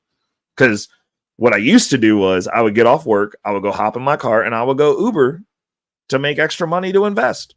That's what I would do. Now, that's how I initially built out my portfolio. Sometimes you just got to put your nose to the gridiron and do what you got to do to get what you need. And like a lot of times, like if you're not super smart, that just means more work. For me, that was what that was. Like I'm not super smart. So I had to get the funds into my portfolio. And I'm not the type of person who goes, oh, you got to give me a raise and do this. I don't fucking ask nobody for shit. Like I'll just go get it. If I want it, I'm going to go get it. I'll do what I need to do. So once I got my portfolio going to where it could self-perpetuate, which means that it's making more than what I was making Ubering, I stopped Ubering because I was like, I could keep going, but like, I'm tired. Because Ubering, you're sitting around, I'd go to work and then sit around for 3-4 hours every day after work, come home, take a shower, go to bed. And you know, that wears on you too, because you're sitting down. Like, it's just I don't like it. It's not a good state. So this is what I'm doing in that fill time because I still have to use the time because that's the way my brain works. Like I have to be doing something. Also, for me, I don't do this because like I feel good about helping people. I'm building better competition. Also, me having to go through my stuff specifically when we talk finance or these other things, it forces me to sharpen my ideas. It forces me to constantly be rechecking my theses. So I actually make more money doing a show where we track my crypto portfolio. I made way more money because now I'm accountable to somebody and I have to talk about my plays, which makes me constantly rethinking and retooling my strategy. It doesn't necessarily mean it changes, but like I did a remedial, like a beginner's episode of Future Financial Strategies of what I would do if I was in my 20s and starting from scratch. And while I was doing that episode, I got an idea. I'm thinking about my traditional finance, my brokerage account portfolio that I'm rebuilding out now. And I gotta play off of that, doing that episode, recording that episode, because one of my coworkers asked, and I was like, yo, this would be good content. Doing that, sitting down, thinking about it, having to verbalize it and speak it out loud and talk into the ether to all these other imaginary people in YouTube land gave me a gym that's probably going to make me, I'd say, most likely is gonna accelerate me by $20,000 in my brokerage account over time, easily, with the way that I'm going to be doing it now, because I had to think about what I would be doing if I would start from scratch. And where I'm at now, which is not from scratch, that brokerage account basically is starting from scratch. And I'm like looking at it, I'm like, oh, okay, so like we're building out the income, we're doing this, we're making this play. And I'm like, oh, I wasn't even thinking about that. That's another way that I could accelerate building this out. And I gotta play from doing that. That's why I do this, because it makes me more money. It's not that I have to be here. That's the reason I just make the content and put it out. That's the reason I don't take the time to edit it. That's the reason my shows are a little bit more rough than other shows. Like, this is a raw show. Like, this is raw. Like, this is what I want to do. Like, I don't have a team. It's just me. And, you know, I rock out like I rock out. Shout out T. What's up, man? But I rock out like I rock out. And like, I just do this, put the information out. Those of you who rock with it are here with me, and those who don't aren't. But that's also the reason that when we do these shows, I've got, you know, about 12. Yeah, I got 12 people watching right now. Right? Because actual information, people don't want actual information. They want people backbiting. They want people talking shit. They want people having dick and pussy conversations. They want people doing all sorts of other dumb stuff. And, you know, like, for me, that doesn't matter, because I make money in the real world. Like, I'm not trying to live off of cash apps. But speaking of cash apps, hold on, let me throw the banner up. Because like I forget to put this shit up. Like, I barely put my own shit up to promote my cash app, bro. That's how little I don't even fucking think about it, because I just want to go on here, talk to some people that I didn't know that I might not ever get to speak to, and fucking bounce ideas around. What's up, T? Welcome to the show. How you doing, brother? You've been working out. Your arm looking buff right now, bro. You look like you've been doing something. Come on now. You see the jersey up here? Hey, bro, you got sick and tired of me calling y'all dysgenic fucks, huh? Hey, look, man, look. You know, I remember you were saying like, hey, man, I don't got time. I got stuff to do. I work out and and I got to get the money. And when you were saying that, I was just like, yeah, let me get back on track here. You feel me? Let me go back to my little jailhouse workouts. You know what I'm saying? So, you know, I coach, so I can't. Yep. I'm not a phony here. So whatever I tell a child, you know what I'm saying, I know I'm doing what I'm saying. Yep. You know what I mean? So I'm not going to be phony around here. So, you know, I got back onto my little, you know what I'm saying, my daily walks, do a little running, you know what I'm saying, get the little thing going, you know what I'm saying? So just to get the flow, you know what I'm saying? Because what's the term? We got that term in football. We go, if you feel good, you play good. If you look good, that little thing there, you know what I'm saying? So it's just like, yeah. So if, you know, just to go back to what you were saying before, you know, who to blame, stop blaming people right now. Yeah. You know what I'm saying? Like, I really respect that. We got no one to blame here. You know, the thing lands on us. Yep. And yeah, we can say that the system we live in, yeah, it's got its faults. You feel me? For sure. Let's not deny that. But because I had this conversation before, see, the major problem to me, Ray, right? Because you're a special type of dude. You know, you've got a really strong mind. So things, whatever you want, you're going to get. Period. One way or another. Yep, you ain't lying. Right? Like I'm the same way. You feel me? Like, I'm not gonna let anything stop me from whatever I want. And this conversation I had with some folks, and I said, listen, here's a major problem. A lot of people are not doing what they love to do. And see, this is the hardest thing for people to accept. Look, everyone can't be a doctor. Yeah. Everyone can't be a lawyer, yo. Do you know what I'm saying? Like, you might not be hardwired to do these things. You feel me? So it's this soul searching, and then once you find out what you love doing, shoot for it. Yeah. So and then everything will take care of itself. I disagree. Like you I disagree. think that's the part that has us at the bottom. You know how many of these Indian doctors didn't want to fucking be doctors, and they were just like, "Bitch, you gonna be useful to the family." Yeah, that's where we run into issues, and I think that's one of the cultural shackles that we've got that keeps you at the bottom. Because if everybody just did what they want to do, I got kids talking to me all the time. I want to be a gaming vlogger. People don't know what the fuck they want to do, bro. I want to be a rapper. I'm really passionate about it. I want to be a rapper. I want to be a professional basketball player. You know how many people get to be professional basketball players? Like 1% of people. Yeah, 1%. Yeah. So no, you can't. The shit you want to do probably ain't gonna pan out.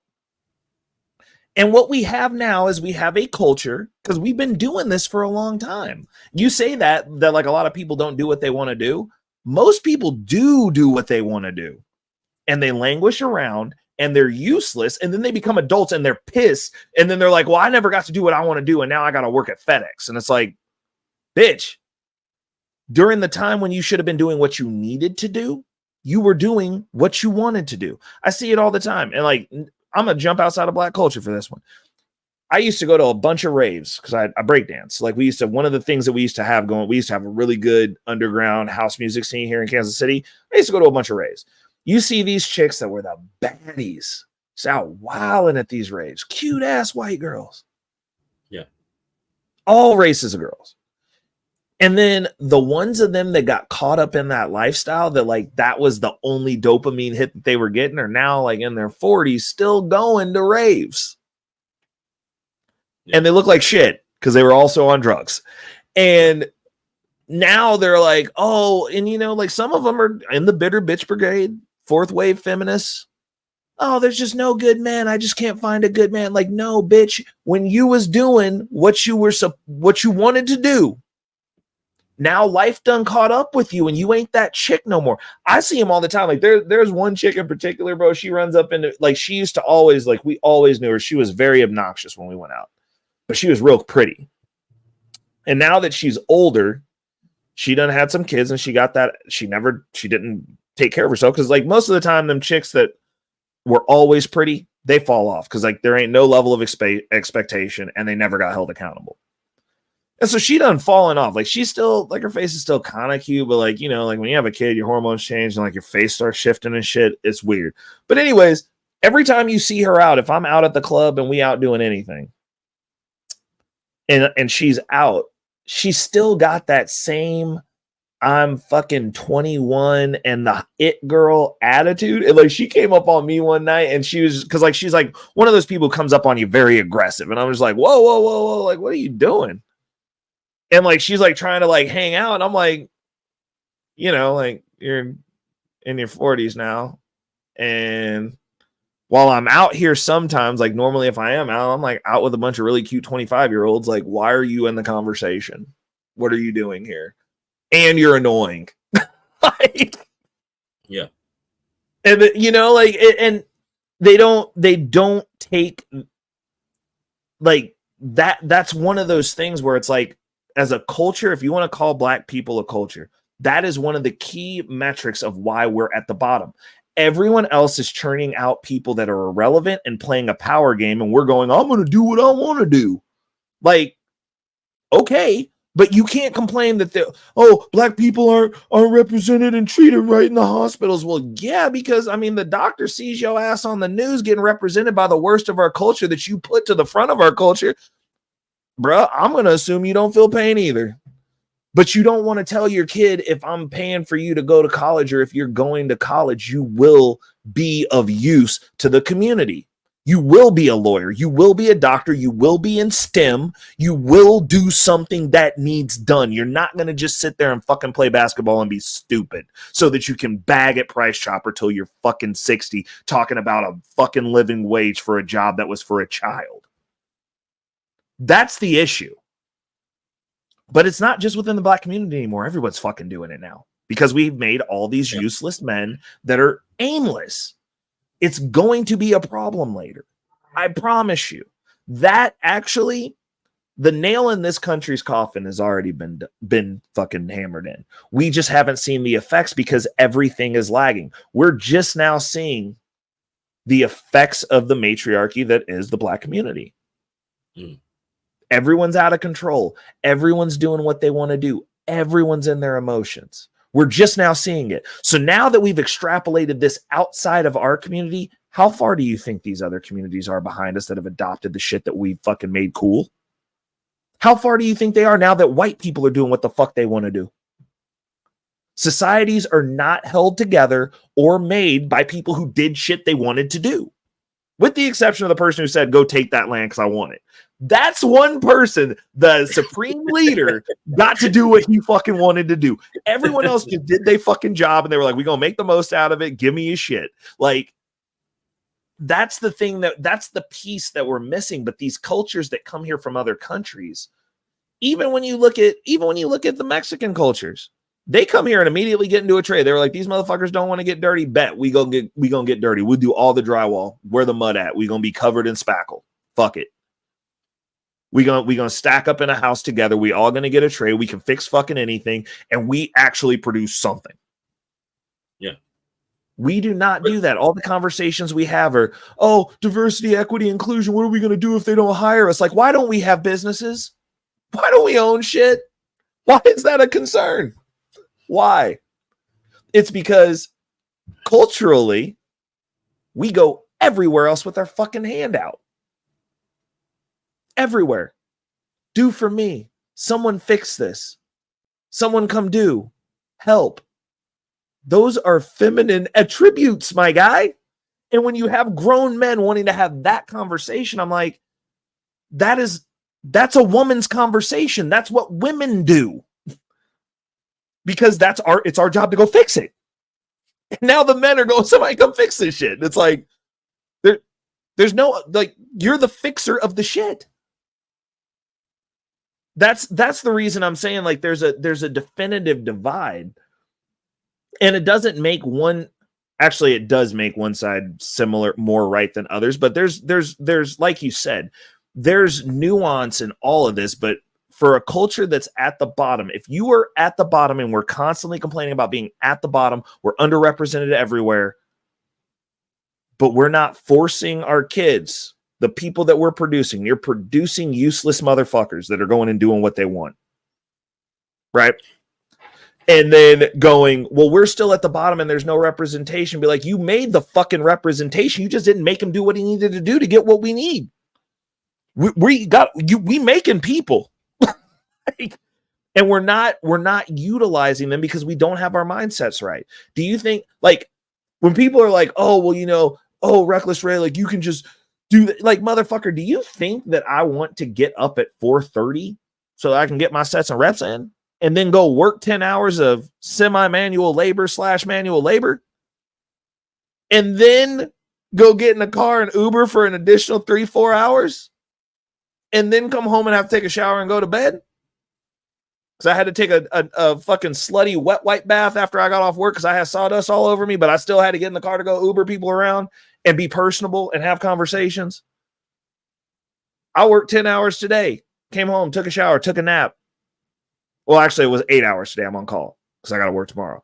But 8 hours today, came home, took an hour nap, took a shower, got on here. This isn't about doing what you want to do. If you're going to be a catalyst and you're actually going to create wealth or do something with your life, you're going to be doing a bunch of shit you don't want to do. I had to deal with assholes all day today. This whole week has been shitty. I got people going through stuff that are grown men that can't fucking handle their shit, that are bringing their emotions to fucking work as though all the rest of us aren't dealing with stuff outside of this business. And I got to stay the course. You got to do shit. Go ahead. I will say this. And I see why you disagree. You feel me? Because, people that I said love and wanting are two different things. Because here's a stat for you. You love basketball, but you 5'2". Yeah, but let's keep it real. Let's keep it real. Let's keep it real. Like everyone has to have that deluded land of the black community that we live in, these motherfuckers are like that. Oh, I'm gonna go start a YouTube channel and I'm just gonna live on YouTube. The fuck? Bro, I'm gonna go viral on TikTok and that's gonna, bro, I'm gonna pretend to get hit in the head with a brick just saying fucking anything. These people aren't useless. Like, if you love something that's not of use, put yourself in a position to where you can help the collective then if you want to talk about community. The problem is black people say community. They don't live or expound community. They don't. Because all of you want to do what you want to do. Everybody do what they want to do.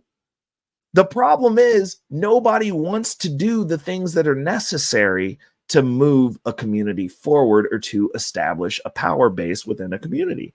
You don't want to force people to go be lawyers. We don't want to groom children. You got to give him his own choice. Kids are fucking stupid.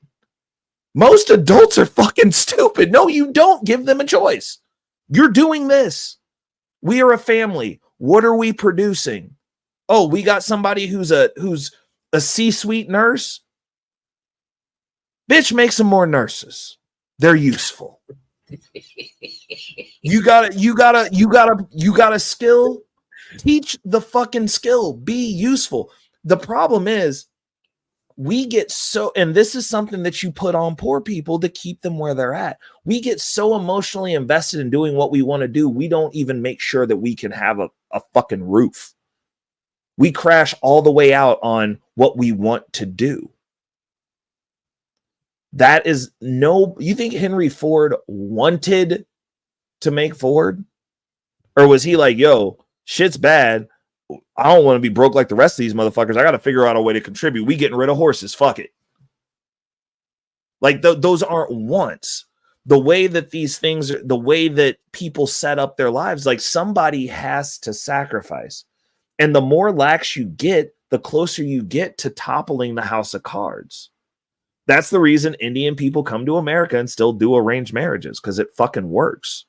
We talk about shit that, I mean, you can break this down even into the way that we do relationships. We want to have these conversations about traditional relationships don't work. Traditional relationships don't work because everybody talks tradition, but we have it from a Western mindset, which is in gist. I want as much value as I can extract without doing shit. So the women, I want a traditional man. Yeah, I don't do 50-50. I want the man to pay for everything. Are you going to clean up? You going to put out when I ask? You going to sit around the house and be pleasant at night? Nope.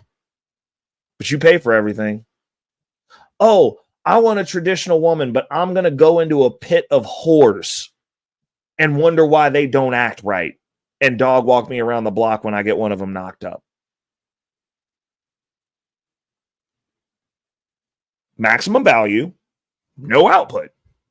Right. Nobody wants to do shit. But then they'll sit there and be like, oh, well, I want, because I was over on Critically Drinking. Shout out to Critically Drinking. I do like that channel.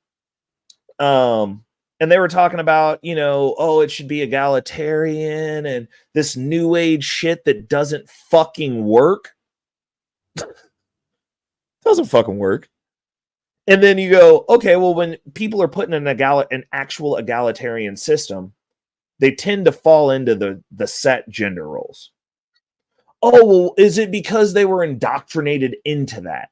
Like, no, you got 5,000 years of data of what fucking works in your body.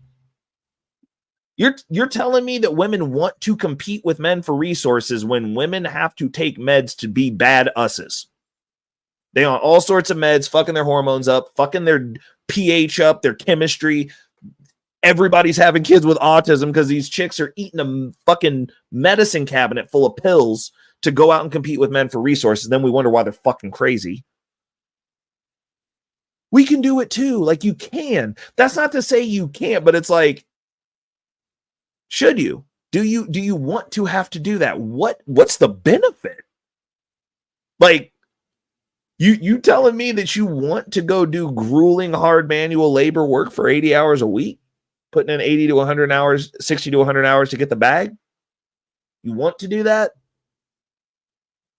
Versus like, keeping a house, making sure the house is in order, managing that in a stable environment where you ain't got to deal with a bunch of dudes treating you however, being harassed, being constantly accosted. I mean, it just doesn't make sense. And it doesn't benefit them. That's the other thing. I'm like, what? How does that benefit you? Are you going to go to war? You're going to say that you're a warrior? You're going to go get a gun and go get shot for this country? You're going to go take some resources from someone else? You're going to be out there just little murder machine with titties? Like, none of our jobs, none of the shit we have to do is good. It's not fun. Like, it's not fun. It's not a preferred state. Like, it's just not. But we still do it. It's our job. Like, that's what I'm saying. Shout out to Mr. Youngblood City. He said, Ray cut the hair. He definitely look earthy with linen pants. God damn. Youngblood City, he shows up and just gets on the neck, bro. Shout outs to Razik also, giving the plug for Circa 84. You know what I'm saying? Out there in that truck on the road. But yeah, I mean, the conversation in and of itself is stupid because you're arguing for something that don't even benefit you. Now, if we get to have soft boy eras, that's different because that actually does benefit us because we're doing less work. That's a net positive. If we could just be some kept men, like, what are you talking about? That's a net positive. I ain't got to do shit. I stay at home and sit on YouTube all day and talk shit. That's better. Yeah, that's better. I can't do that. But look, check this out, though. Check this out, Ray. Okay, because you mentioned being a doctor. All right? Yeah. So we've got now a family that would say, no, you got to be the doctor, but the child doesn't want to be, right? But we're going to force him into the doctor scene, right? So right now, the third leading cause of death is having the doctor misdiagnosing these patients. And why is this happening? Because we've got a gang of people that are either forced or they want to do it. They're not doing it because they love healing people. You know what I'm saying? So it's like, and this is why I said, like, it's very so important for us as a whole to find people that, hey, you just don't like doing this. Like, you love doing this. Like, for example, we'll take you, Ray. Yeah. You I can already tell from, you know what I'm saying, your work ethic, how the way you do your daily 1 through 10, you know what I'm saying, with the Bitcoin. Look, you don't like this. You love doing this. And you don't even look at it as work.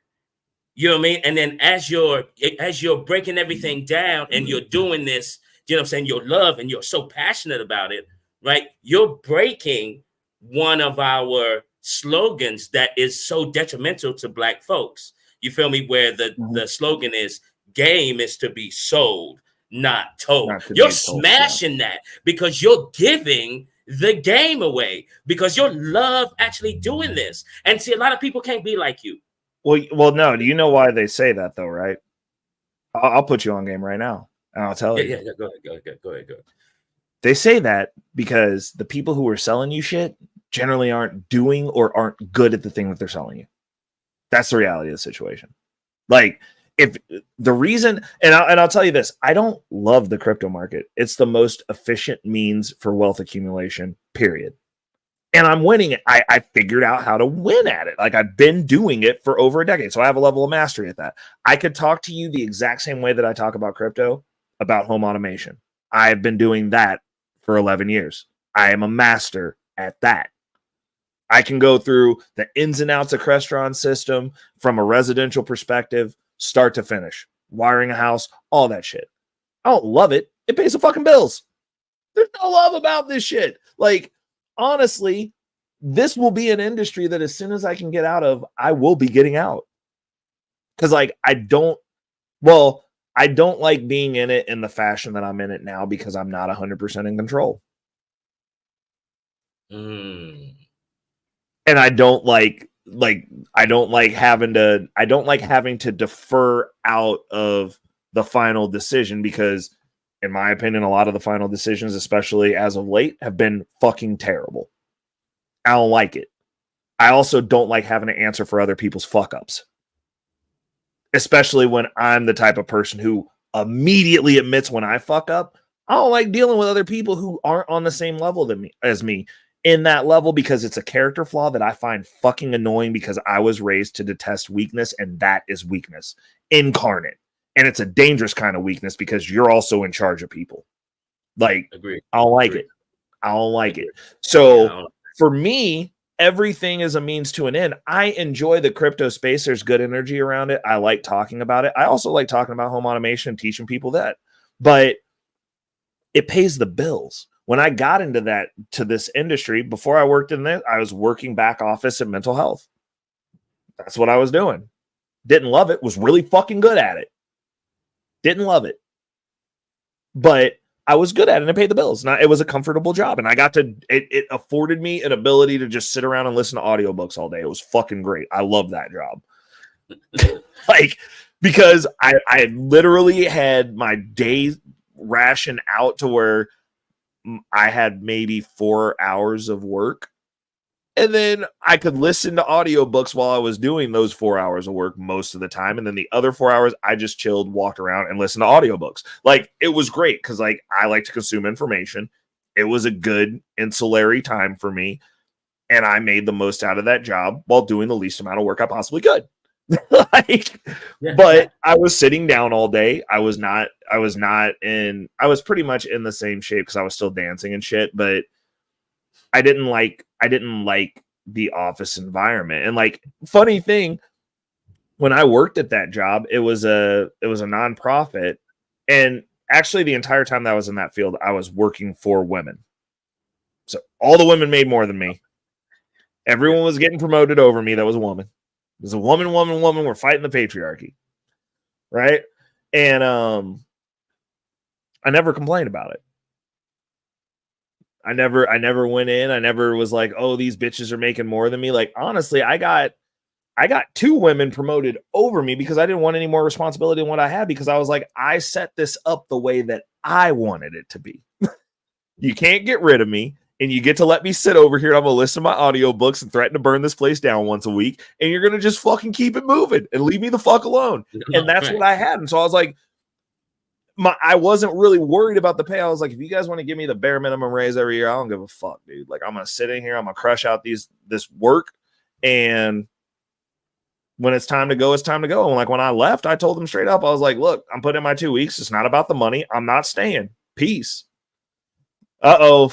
What's going on? Fat ass dogs in the building. RIP to OJ, dude. That shit's wild. 2024 is ruthless. Yeah. But yeah, I never complained. I was never like, oh, it's gynocentric in here and the women rule everything. I just came in, did my fucking job, kept to myself, and made the situation what it was. And when it was time to leave, I left. Because I was like, if you're not going to do right by me, then I'll make it to where I don't got to be here. And then started this job, which is, it's part construction, part IT. I had no skills in either when I started. And now I'm really fucking good at it. On par with people who are nationally known for what I do. But it's not about me loving what I wasn't like, oh, I love this. I was like, it's more money. I need to get to where I'm going. I'm making some moves. I'm making a plan here. I need a little bit more income. I don't have to change jobs every 3 years like they tell you to get the maximum bag. I can do it. I was like, I need to get over a certain threshold. Once I got that, I'm like, cool, we off to the races. The system will work for itself. I got a plan. Plan's been working. And as soon as I don't have to roll up, as soon as it's no longer expedient for me to come in and deal with the bullshit that I'm dealing with, I'm not going to do it. It's going to be the easiest job to fucking quit ever. Because there's no fucking point. If I'm moving up, if I'm like, cool, it's going to cost me money to come in here and be annoyed, I'm definitely not going to do that. Like my brain is it's very pragmatic. We have to be stoic. You do what needs to be done to get the results you want. And the result that I need personally is I got to have opportunity, and I want to be the catalyst to show what can be done to my family, because I'm the dumb one. So it's gonna be real interesting, and that fuck you list that I get to run down is gonna be real long when I'm like, hey, bro, the dumb motherfucker in the family that didn't go to college like I thought I was going to, also the richest. Yeah, see, you're a special type of dude, Rick. You know, with people like yourself and myself, you know, we've had this somewhat of a good, solid parent family kind of structure in a way, you know what I mean, that shaped us, it molded us, it gave us this passion to strive, right? Yeah. And yeah, you didn't love it, but you had this passion and you wanted to get somewhere. So of course you're going to boom, boom, boom, boom. You know, I've had like 15 jobs in my life so far. You know, I think I've exceeded a lot of my friends that they've had only 1-2 jobs, but I've done so many things. And so when we have as a whole people doing what they don't love to do, yo. Yeah. Like, do you understand the stress level from that person? Okay, so you're this plumber and you're gonna come over to my house, you know what I mean? And you're feeling like crap because you know you've got problems at home, you know what I'm saying? Because you're not passionate about fixing my toilet. And so you come over to my crib and then do you think there's somebody who's passionate about getting close to fecal matter that's not mentally disturbed? Listen. Have you seen those? Have you seen those that show Dirty Jobs? I'm pretty sure people just love going down there, stepping on the fetal matter and the fertilizer. Oh man, nah, dude, it's because it pays well. Like you can get to the bag as a plumber because there aren't enough plumbers. It's supply and demand. But when I talk about doing stuff that you don't want to do, it's like, I know dudes who crashed all the way out because they wanted to be a rapper, so they focused on that and fucked everything else up in their life, and now they're broke and starting over. Like, as a fucking grown ass man, like now you're just a fucking loser. Like you failed at this and had no backup plan. Well, I feel bad for the rappers.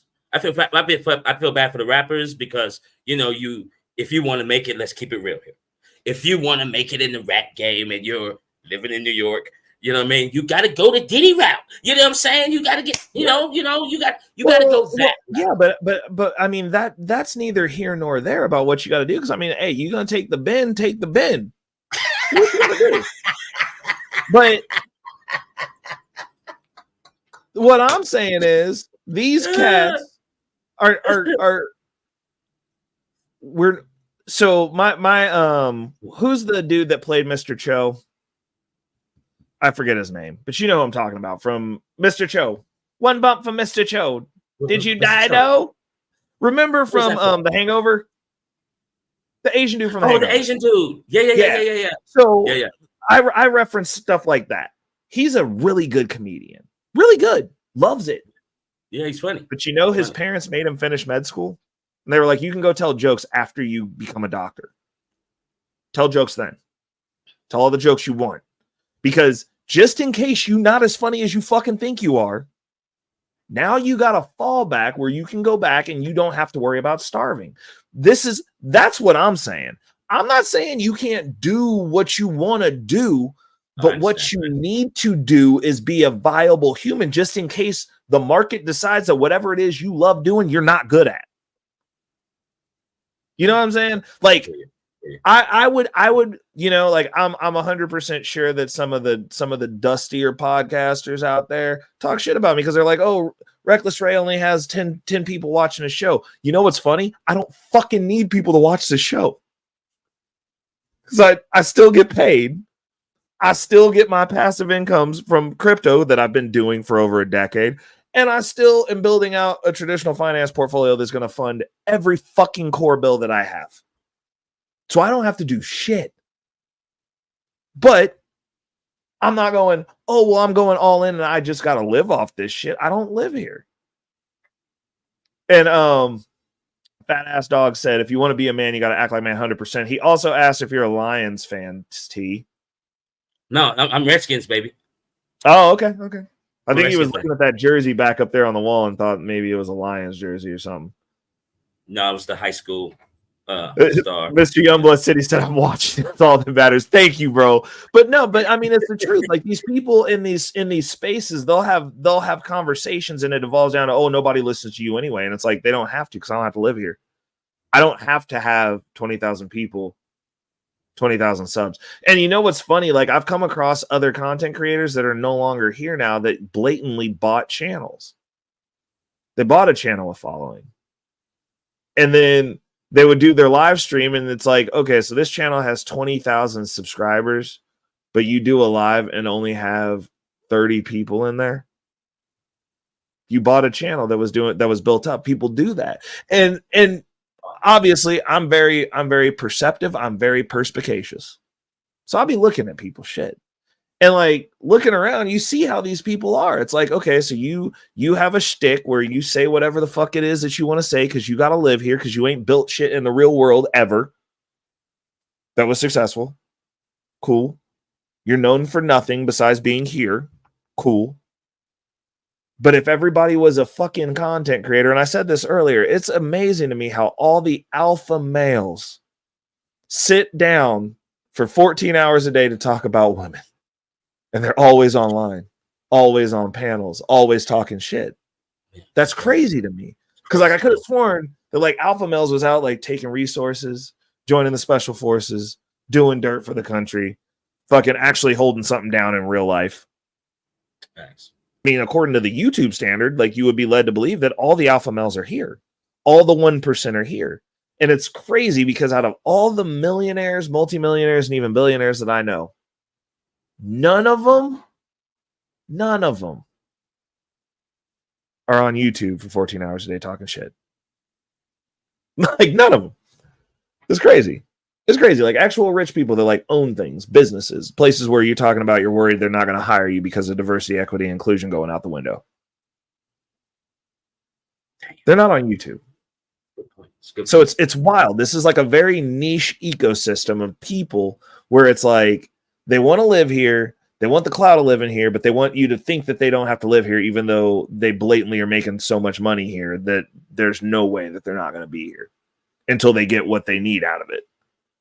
But if you're living here, you online 14 hours a day, constantly, 2 times a day, got multiple shows where you on for 3-4 hours. I'm just saying, like there's a certain air of like, is this a talking point? Because when do you go practice this shit? When do you show? Because like, I mean, even the people who show their portfolios, like there's the only person I've seen who shows a portfolio that's anywhere close to the level of transparency that I give is Wall Street Trapper. It's the only person I see who's showing what they're doing because they're active in the markets all day. And I understand why he has the ability to be online all day because he's actively trading the markets all day. But I don't understand some of these other cats because it's like, okay, you can flash some stocks, bet. But what's your entry position? What's the P&L on it? Are you up? Like what's the deal? Like some context, please. Like anyone can talk about a specific crypto, but nobody's teaching you how to fish. Nobody's giving you the ideology about how the people that are in these markets successfully at minimum surviving in these markets, how they're navigating. Nobody shows it. Nobody shows up in me. I look at what all these other content creators are doing during the bull run. They go away during the bear market. They're not here for you. But they're showing up to tell you to go buy specific things that they already have holdings in. And that's the reason I never talk about specific coins. I don't. Like, if you want a specific coin on me, I'm like, go buy Bitcoin. Easy. Go buy Ethereum. Easy. Right. Go get the boring shit. Like, these people who live here, it's a different world. And like people come into these spaces and they look to these dudes like this is the shit. Like this is it. And it's like you're getting no context, you're getting half truths, and then you're also hero worshiping these people. And you're the one funding their lifestyles. It's the same issue that I had with the church. I was like, these motherfuckers are literally living high on the hog off of the parishioners' money, but then they talking down to you about, like, I went to one mega church. It was the last time I went to church, bro. Yeah, go with ahead, my go ahead. aunt. With my aunt, bro. And I knew it wasn't going to be good, so I took a book with me. But she was very adamant. She's like, "Oh, I want you to go. It's like a mega church, you know." And there were some cute girls there. Not gonna lie, there's some fine ass chicks. Yeah. But I go in and they're doing their opening thing, and it's like the pastor's up there, all glistening as a mega church. So obviously these motherfuckers was white, but he's up there glistening with his wife, and she's pretty and she's glistening. She got the lip gloss on, and they're talking, and they're way high up on the stage, and they're talking down to the parishioners, and they're talking about. And a wife was given a rundown, and this is the reason women can't be in charge of shit, in my opinion. So she's given the rundown of like all the stuff that they've been doing in the community building, and this is great. And you know, I verbatim, this is what she said, and this is when I checked out. She was like, you know, we had our family building. They were doing like the family group where they had like the men and the women, and like they were doing like the community shit, where they try to like make you better men and women so that you can get along better or whatever. And she was like, you know, it was really good for us to come down to your level and get to be amongst you and like talk to you guys and like see what you do. And as soon as she said that, bro, I tried to get up and leave. I'm not even shitting you. Like I was like, I don't even want to read my book now. Like, I just want to not fucking be here. Oh, like these motherfuckers are only rich because y'all giving them money. And they believe in their heart of hearts that they're on a different level than you at this fucking mega church that y'all paid for. And you gonna let them talk to you like this? I immediately turned into the Matrix, bro. I was like, not like this. Not like this. I ain't putting shit in that collection plate, bro. Fuck these people. I mean, yeah, it's insane. I'm like, and it's the same thing in these fucking YouTube spaces. These dudes get put there because y'all give them money to talk to you like you ain't shit and give you bad information and not ask you to do math. First, the thing I tell people all the time, you ain't got to listen to me. I put the idea out there. See how it works for you. Alexis from Texas tapped in. She says the Cash App video that I did where it was talking about the Cash App play. She used it. It works. I use it. It fucking works. But I'm testing all this shit with my stuff. But I'm like, do basic fucking math. Like, it's math. All you got to do is do the math. I'm not saying that I'm right. But what I am saying is I did the fucking math. Like, hey, if you do this and then do this, the outcome is this. And on a long enough timeline, you are expanding wealth and getting wealthier. Math. It's nothing to argue about. Like, it's very binary. It's pass fail. Like, it either makes money or doesn't make money. It either makes more money or it makes less money, or it doesn't make money. It's either more efficient, less efficient. Those are the contexts here. And that's the only conversation that we could have during in these spaces. And that's the reason these dudes don't want to pull up and have the conversation to me, because they live here. They're selling you something. They're the pastors. They need your fucking money. You need me. The reason my channel has 10 viewers because you can come here, get your gym, go out. You don't fucking need to be here. Like, if my channel gets monetized or I do a Patreon or some shit like that, the only thing that it's going to have is some additional access and maybe some shit that YouTube might not like me putting out there, some specific how-to videos on how to circumvent some certain things that you can pay to get access from me for. That's actually skill set knowledge. I do that. And then being able to live stream, like live record my shows, because all my shows that I do now, the crypto portfolio updates and the future finances, those are one-shot shows. I don't edit them. I just record, stop, end. Like, that's so if I did that live, you would get the access live. I could give you additional alpha of having the information right then and being able to ask me questions because I'll record it live. That's the play for monetizing this channel, because everything else I'm just giving you. Everything else just gets given. Like, you can come here, go through that fucking future financial strategies playlist and get yourself set straight. Honestly, you really good. Because there's enough gems in there where it's like, hey, this is why you do this. This is why this works like this. And this is why I'm doing it. And these are my results. I'm actively doing it right now because I ain't rich yet. Like, you will be. Oh, 100%. I mean, my goal for this year was to hit a quarter million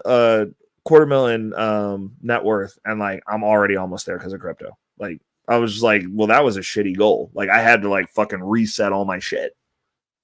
I was like, like we hit the opportunity fund way ahead of time. Like, we weren't, I was planning on hitting that probably June, July, like right before August when I gotta figure out what I'm doing with the money.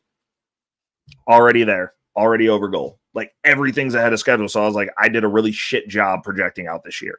Like, so like, I got to change the game with myself. But I'm not talking about some shit that I did 5 years ago or some shit that I did before the pandemic that may or may not work right now. I'm talking about what I'm doing in the current market right now and the reason I'm doing it and the ideology behind it while I'm doing it. And I understand they ain't going to want to talk to me until I'm throwing my Gucci flip-flops at the camera. But at that point, it's going to hit a little bit different because people are like, oh, well, we want social proof. And it's like, the problem with that is, and every rich person I've talked to that's already wealthy, because I meet people at the end of the road. I meet the winners. That's who I deal with. First thing they'll tell me, I'm like, how'd you do this? They'll be like, well, you can't do it the way that I did it because that doesn't work anymore. I'm already rich. You can't do what I did. Right. But here's a framework that might help you and some stuff that I do different that you don't do with my money. But they'll tell you straight up, you can't do what my family did to get here. Somebody sacrificed, got through this loophole, and they closed it. Can't do that now. Here's what you could do. Here's some things that I wish I'd done. I'm telling you what I'm actively doing. Like, So the information that I'm sharing hits a little bit different, but then you'll have these gurus out here be like, oh, well, he's not rich yet, so you ain't got to listen to him. You ain't got to listen to him. I'm like, you don't have to listen to me, but I'm also telling you to do fucking math. Like, if somebody's telling you to save up cash and everything's going up 20% a fucking year and housing's going up 50% a year, if you didn't get a 50% raise, you're never going to buy the house that you were setting out to buy. That's just math, because your cash isn't accumulating as fast as inflation, and it's not going up in value, keeping up with inflation, which means you can buy less house. So like for instance, when I bought my townhome that I have, because like I don't even have like a lavish house. I got a townhome right now. I couldn't afford this townhome now. Like, if I was trying to pay cash, never would have got it. Ever. Ever. And like, I might not even, at the point in which I bought it, the value of it now, I might not even have qualified for a loan on this now. Ooh. And people are telling you cash is king. I'm like, you're a fucking liar. The devil's a lie. No, right. A whole ass lie. I'm like, mathematically, what you just said makes no fucking sense. Oh, well, just rent indefinitely. Rent's going up hundreds of dollars a year now. Like, fuck are we talking about? So if your rent's climbing hundreds of dollars a year and your income isn't climbing an exponential past that, you're going to just be renting forever. And they're trying to tell you that that's the play. Why? They're still buying houses. Oh, well, I'm buying houses to rent out. I'll rent my house. I'm like, well, you're rich. Okay, so like I could see how you could go from that angle, but also you recorded your house and you live on YouTube. So while those tax loopholes still exist, if you're constantly recording 15 million hours a fucking day at your house, you can write that rent off. There's a reason you rent. You're telling fucking peasants to do it. That part. Tell the fucking truth. They don't. And they don't want to have a conversation with somebody who's not stupid, that actually knows how shit works.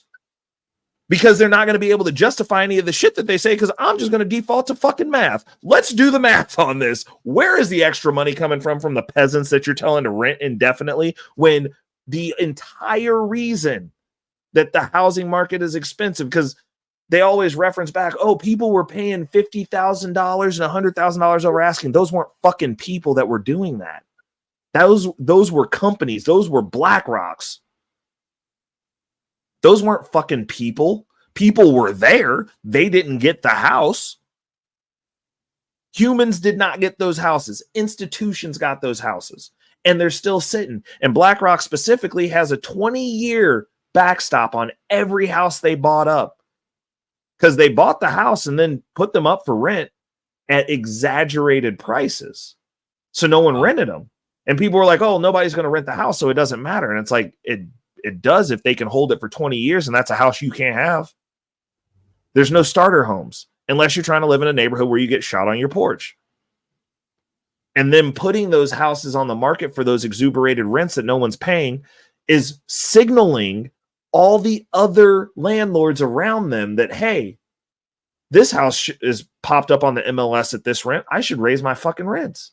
Now your rents are just going up. Yeah. But they don't give you that context. If you're a YouTuber and you're recording at your house, you can write it off. The same reason they lease their cars and they say, oh, you should lease a car. To have a constant bill forever. What's the incentive of having a constant bill forever? Maybe so that you consistently have to work. Right? Right. Yeah. Right. They're fucking liars. Right. They're all fucking like this is all, and like I hate it. Put your fucking tinfoil hat on, but like most of the financial advice that you get, if you actually break that shit down, all of it is to incentivize you to work until you're in your 60s. Oh, front run your 401k and max it out when you're a fucking peasant and in the lowest tax bracket ever because you'll save on taxes. There's no lower tax bracket than the lowest tax bracket. So you're not actually saving shit. Not only that, you're putting money into an account that A, you don't direct.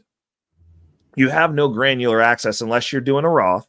But then still, you don't have access to the money until you're 65. So now you're a millionaire. So you think about this. You do all the work, right? Build these accounts out.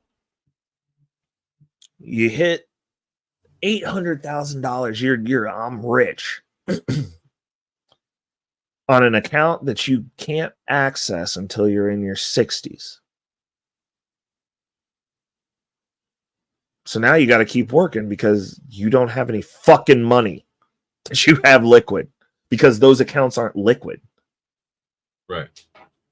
So you can't utilize that versus doing the exact same thing in your own account that you have liquid that you can build yourself a decent dividend portfolio.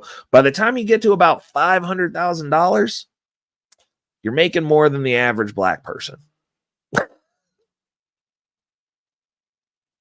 Just saying.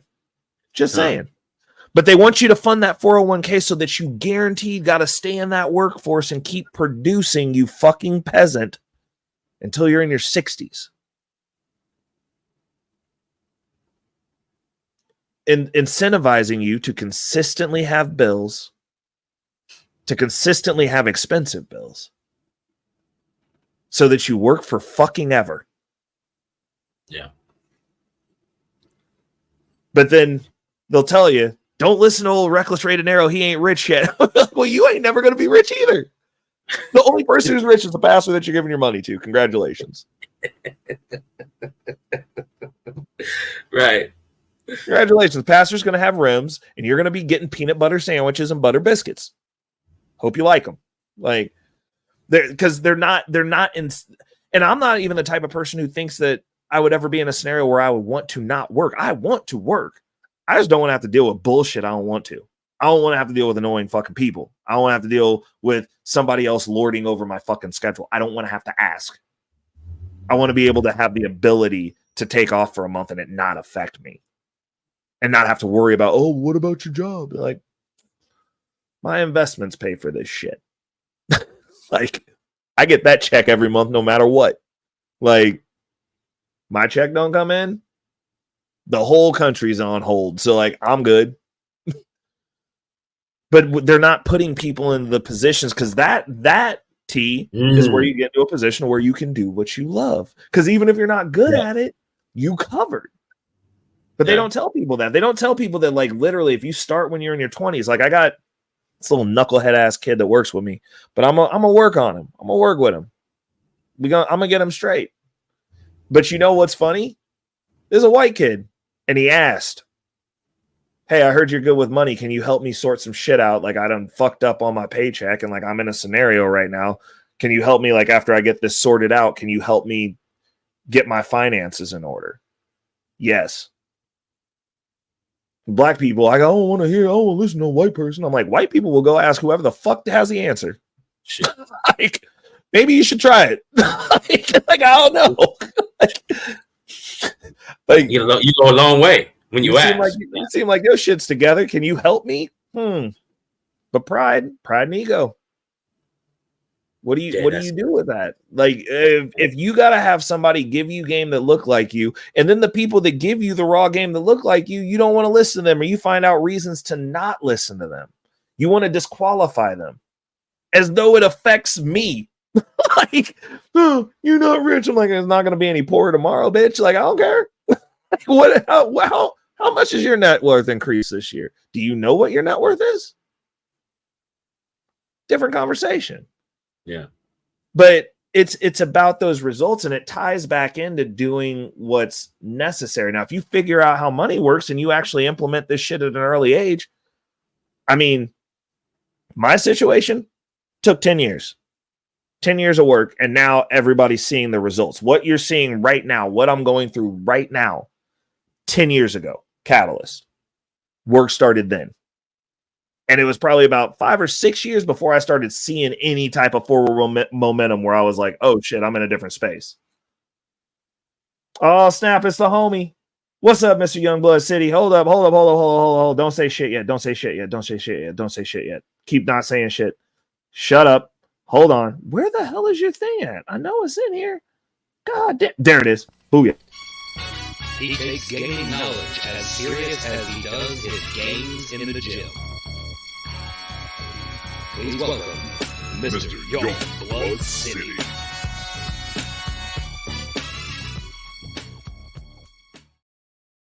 Oh yeah. What's going on, man? What's up, man? I ain't talked to you in a while, so I had to come up and I just spilled my nachos all over the place. Oh, you spilled the nachos? Bro, not the yeah. nachos, man. Yeah, I literally picked up the bag and they flipped over. Bro, hold on. Hey, St. Elsewhere is in the building. He said mathematical proof over social proof. Facts, bro. And then Youngblood City, you was talking about your rent went up $300 a year? A year. What? Dude, yes. Dude, when we moved, when I first moved in there, it was $2,200. And then by the time we moved out, we moved out because I got my offer last year and it was $3,300. And I was like, we gone. Yeah. We're leaving. That is It was a nice place. It was a nice place, but I'm like, it wasn't worth that price. Like 22 was actually a lot, back in 2019 or whatever that was. Jesus. 2019 we paid 22, and then 2023 they were offering us at 3,300. Man, we gotta cast the demons out of that. Shamalama. God damn, bro, we gotta throw some shakadakas on that, bro. It wasn't even in LA. It was in it's 30 minutes outside LA, very small town, nice, safe, but fuck that. Oh no, we gotta hit that with the Jehovah Jireh. Good God, bro, that's ridiculous. Yeah. Like, good but Lord. They basically came by once a month to rob you. Man, what city? What city you in, Youngblood? What city? Because I'm in LA too. What city you in? San Dimas. You know San Dimas.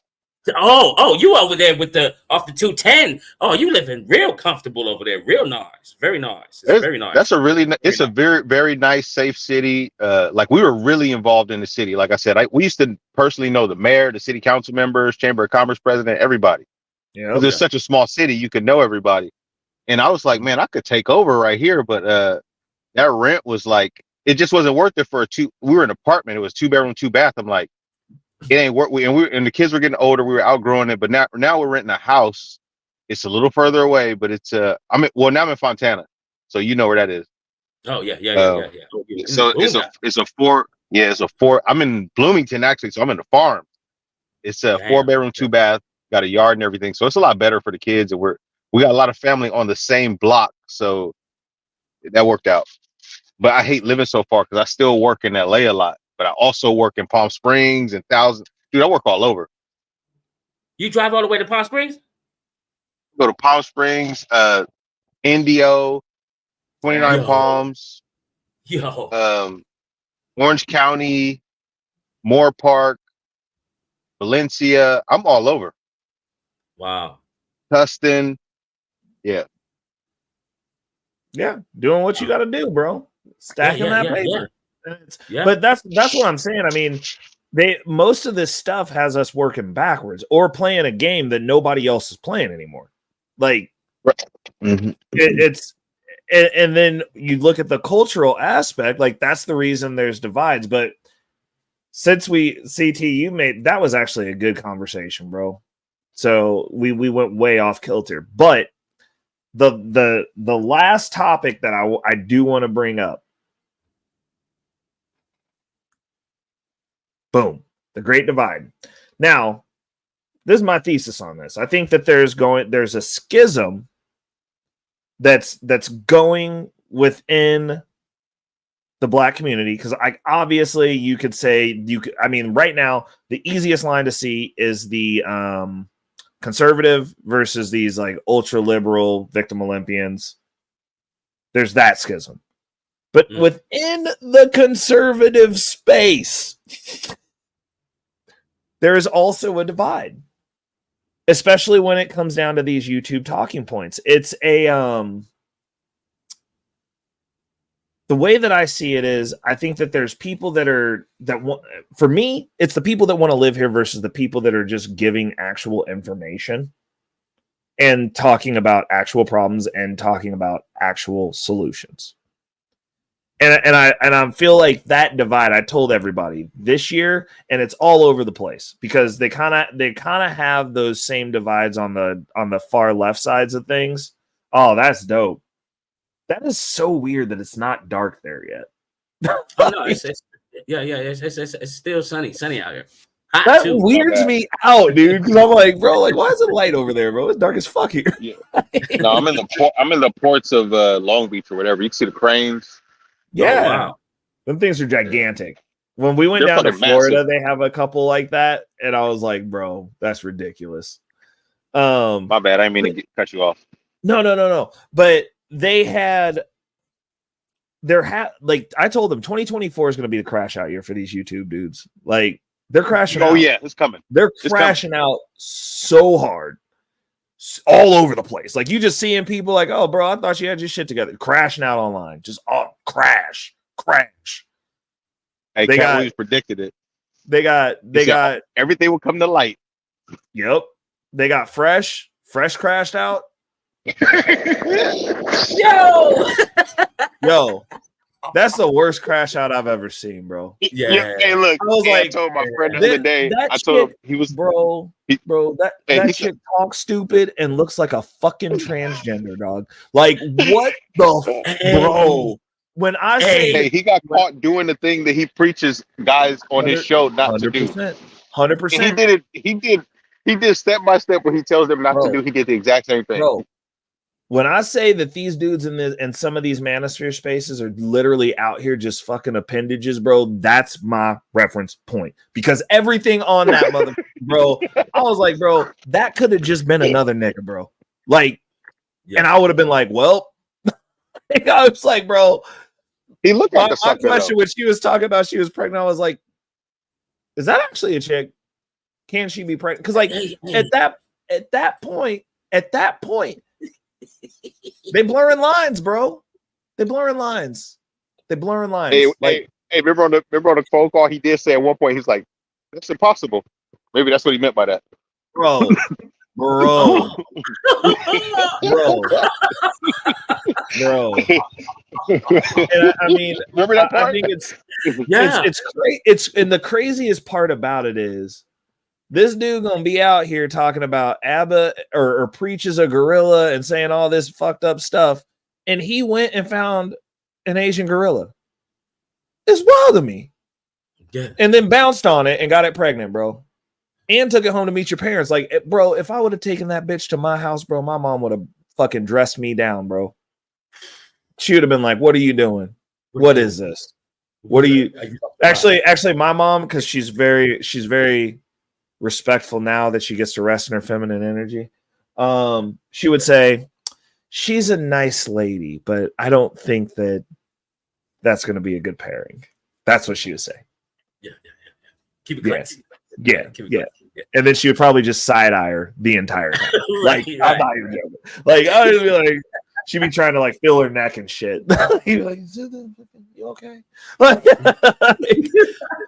but yeah, dude. But everybody's crashing out, and it's because like you can only actually lie for so long. Like you can only pretend for so long because you're sitting down 14 hours a day, right? And no one hands you. And you know, in the fresh scenario, like I've said this since I came into this space. I'm like, there's dudes who had access to women, and there's dudes who didn't. And the ones you see that are in older age that are crashing the fuck out or switching up, I'm like, they had access to something they didn't have access to before that they wanted. And these dudes in these manospheres, cats, I know I seen dudes like this growing up because I used to go out all the time. Like a lot of my friends in the Kansas City area are the DJs around this area. So like I can get on a list. I can get into a VIP if I want to. We saw these dudes out all the time.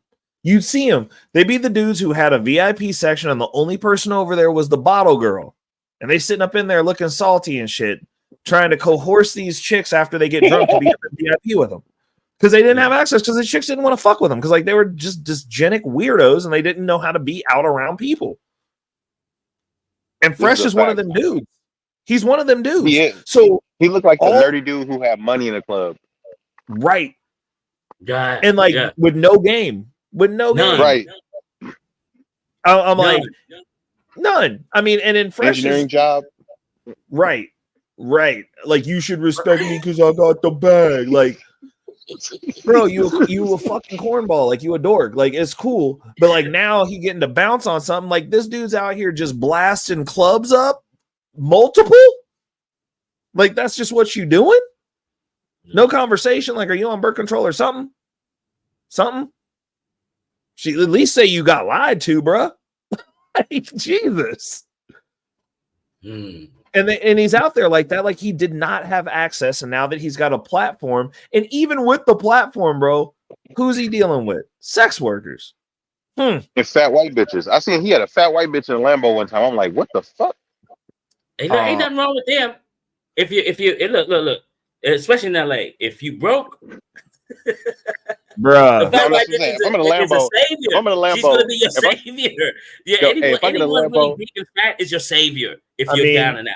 You know that they're gonna have food at the bare minimum. Hey, no, dude. If I got a Lambo, I'm about to get me one of them real white ones. I want the white, blonde hair, blue eyes, or give me a ginger. Oh yeah. Oh, you want that one from Yugoslavia? I want to really make black women mad, bro. Got the windows down. Oh, that's funny. Yeah, I mean,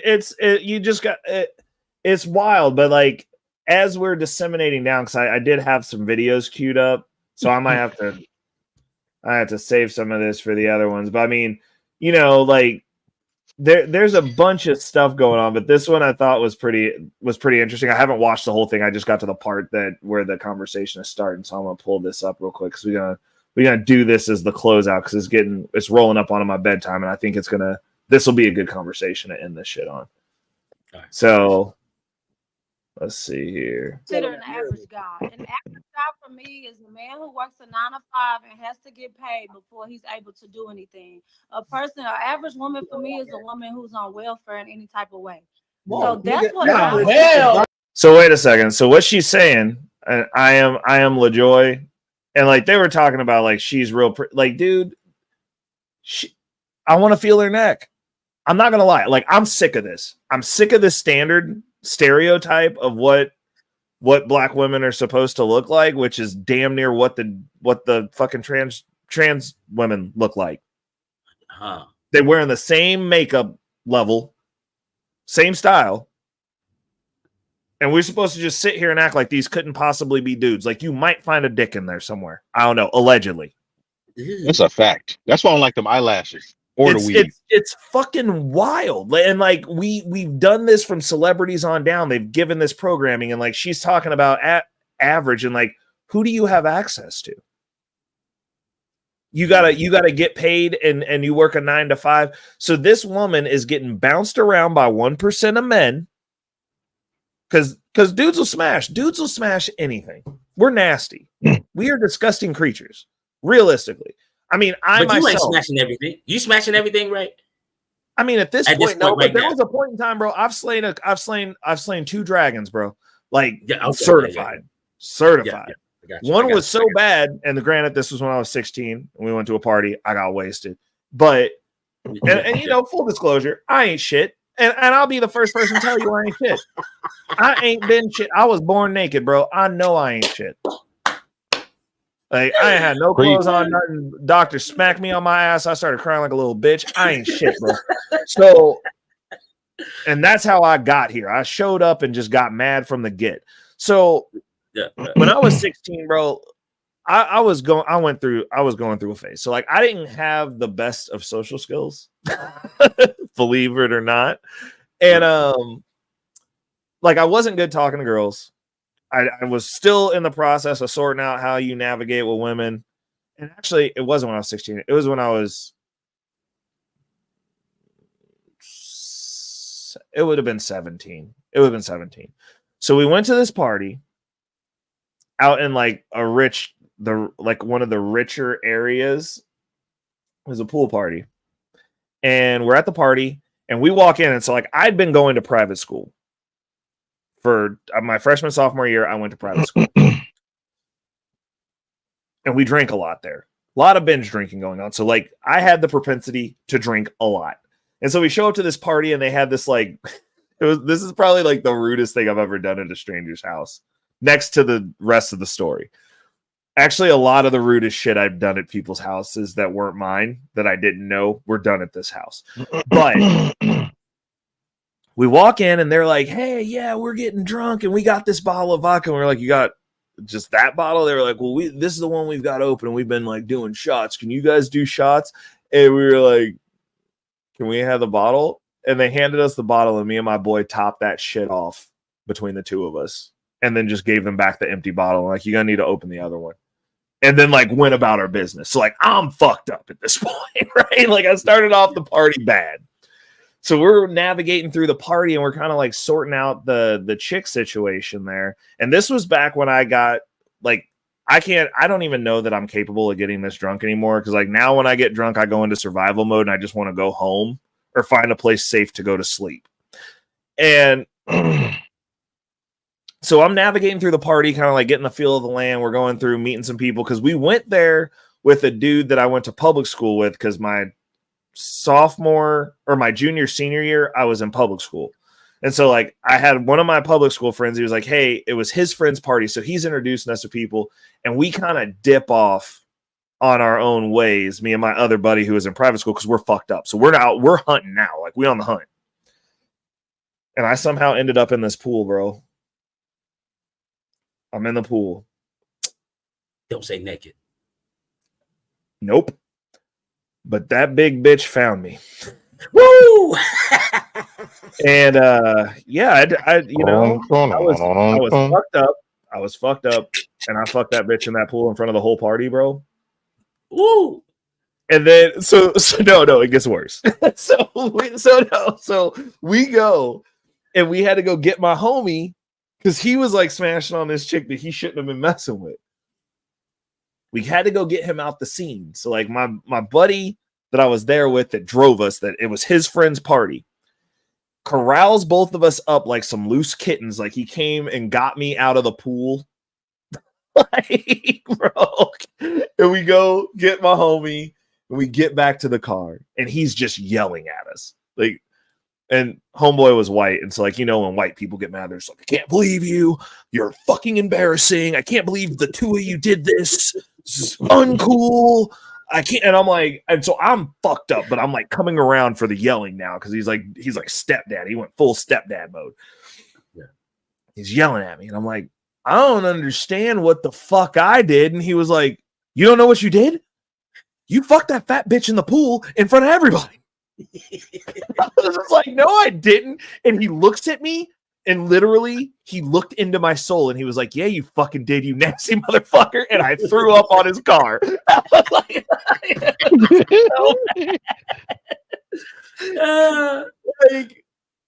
like, I was fucking 16, like 17. Like, what the fuck are you gonna do? Like, what are you gonna do? Now, as an adult, I don't make those decisions anymore. I also try not to get that right. Like, you know what I'm saying? But like, I mean, but dudes are nasty. Like, if that was all that was available, it's not like I'm not gonna have sex. Like, dudes are gross. I mean, I'll give you another one. Dudes go to jail, hook up with dudes, and then say they're not gay because there just ain't no girls in there. That part, Ray. That's how fucking nasty we are, bro. That's how fucking nasty we are. Like, if you removed all the women from the planet right now, tomorrow, the slowest runners would get their cheeks clapped, bro. Like, this one. Real Ray. Yo, I can't believe it. Yeah. Dudes go to jail. Dudes be in jail. Like you said, I heard Judge Mathis, one of them judge, whichever the black judge, he said like after a year, it'd be like 80-90% of them come out with HIV. Yeah. At this one jail wherever he's in Memphis, he was working at. I was like, wait, what? Had to come from somewhere, bro. Yo. Yeah. Yo. Yeah. The world. And that's why, like, dudes are fucking nasty. That's the reason I'm saying, I'm like, bro, if you removed all the baddies, we would be fucking swamp creatures and we'd be fine about it. We would figure out, we would have a hierarchy for the swamp creatures and there would be a swamp creature baddie level. It was like, hey, she's less creature-like than the rest of them. She a baddie, bro. And we would be having these same stupid conversations about some ugly bitches. I'm telling you, this is why, like, I'd be like, man, when I see a dude that will fuck anything all the time, like, man, if that nigga was it, I'd be like, if that nigga was in jail, he definitely gonna get some boogina for sure. But I mean, that's what it is. It's like, it's the lack of options, and like, you know, hey, fuck that. It's the lack of options and your mentality on where you're at. Because like, I am now capable of turning shit down, but I done had damn near everything I wanted.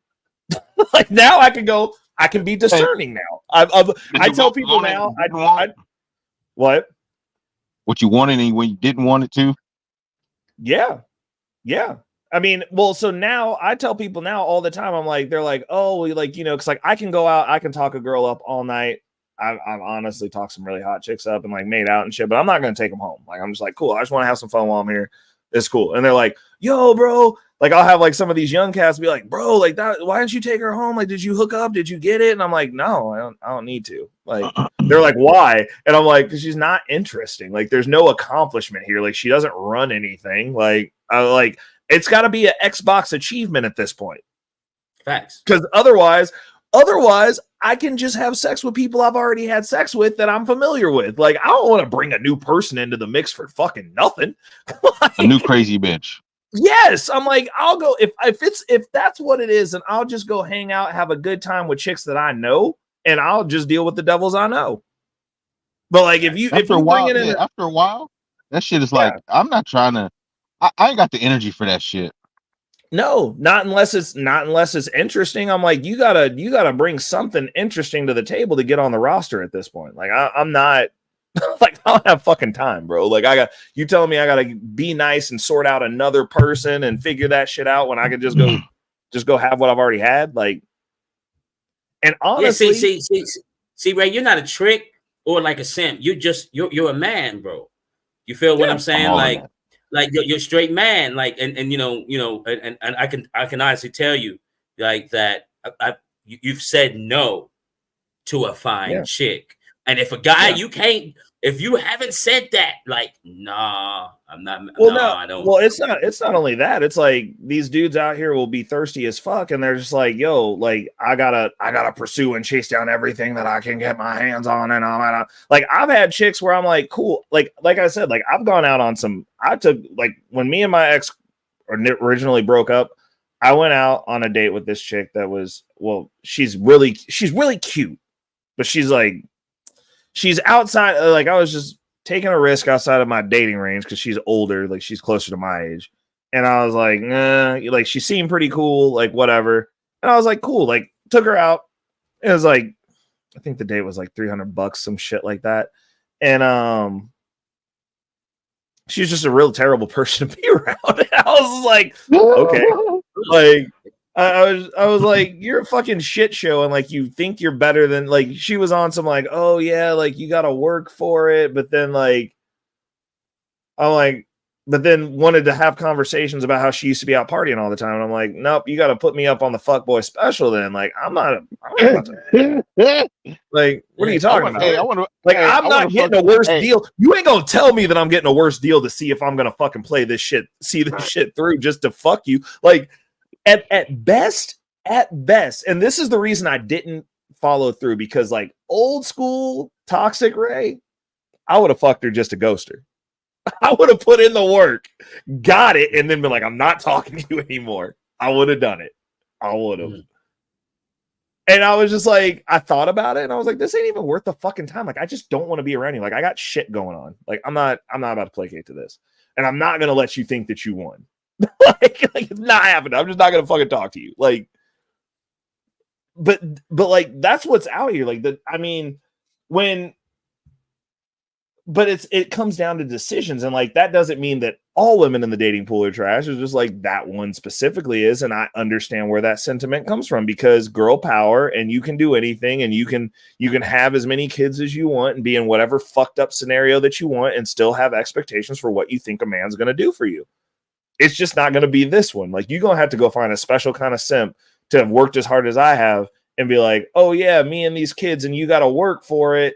Like, bitch, what the fuck are you talking about? Yeah. These kids came from somewhere. The kids came from somewhere. Panties down. Yeah, like me with that. Well, and they're not even. And the thing is, they're not appreciative. They're like, yeah, that's just what you should do. Like, no, like I don't have to. Like, I mean, whatever. But the deal is this: I'm not going to change the way that I'm navigating based on somebody else. It's just I'll remove myself from you. I'm not going to have to act a certain type of way around you. I'm not going to be around you.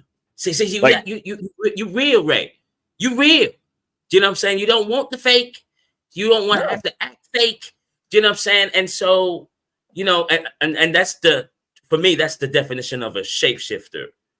Yeah. Like, you're inside your house, you're one way. And when you leave your house, you've turned into a whole different thing. And then when you're with the rich folks, you're another whole different person. Like, yo, how many times you gonna shapeshift?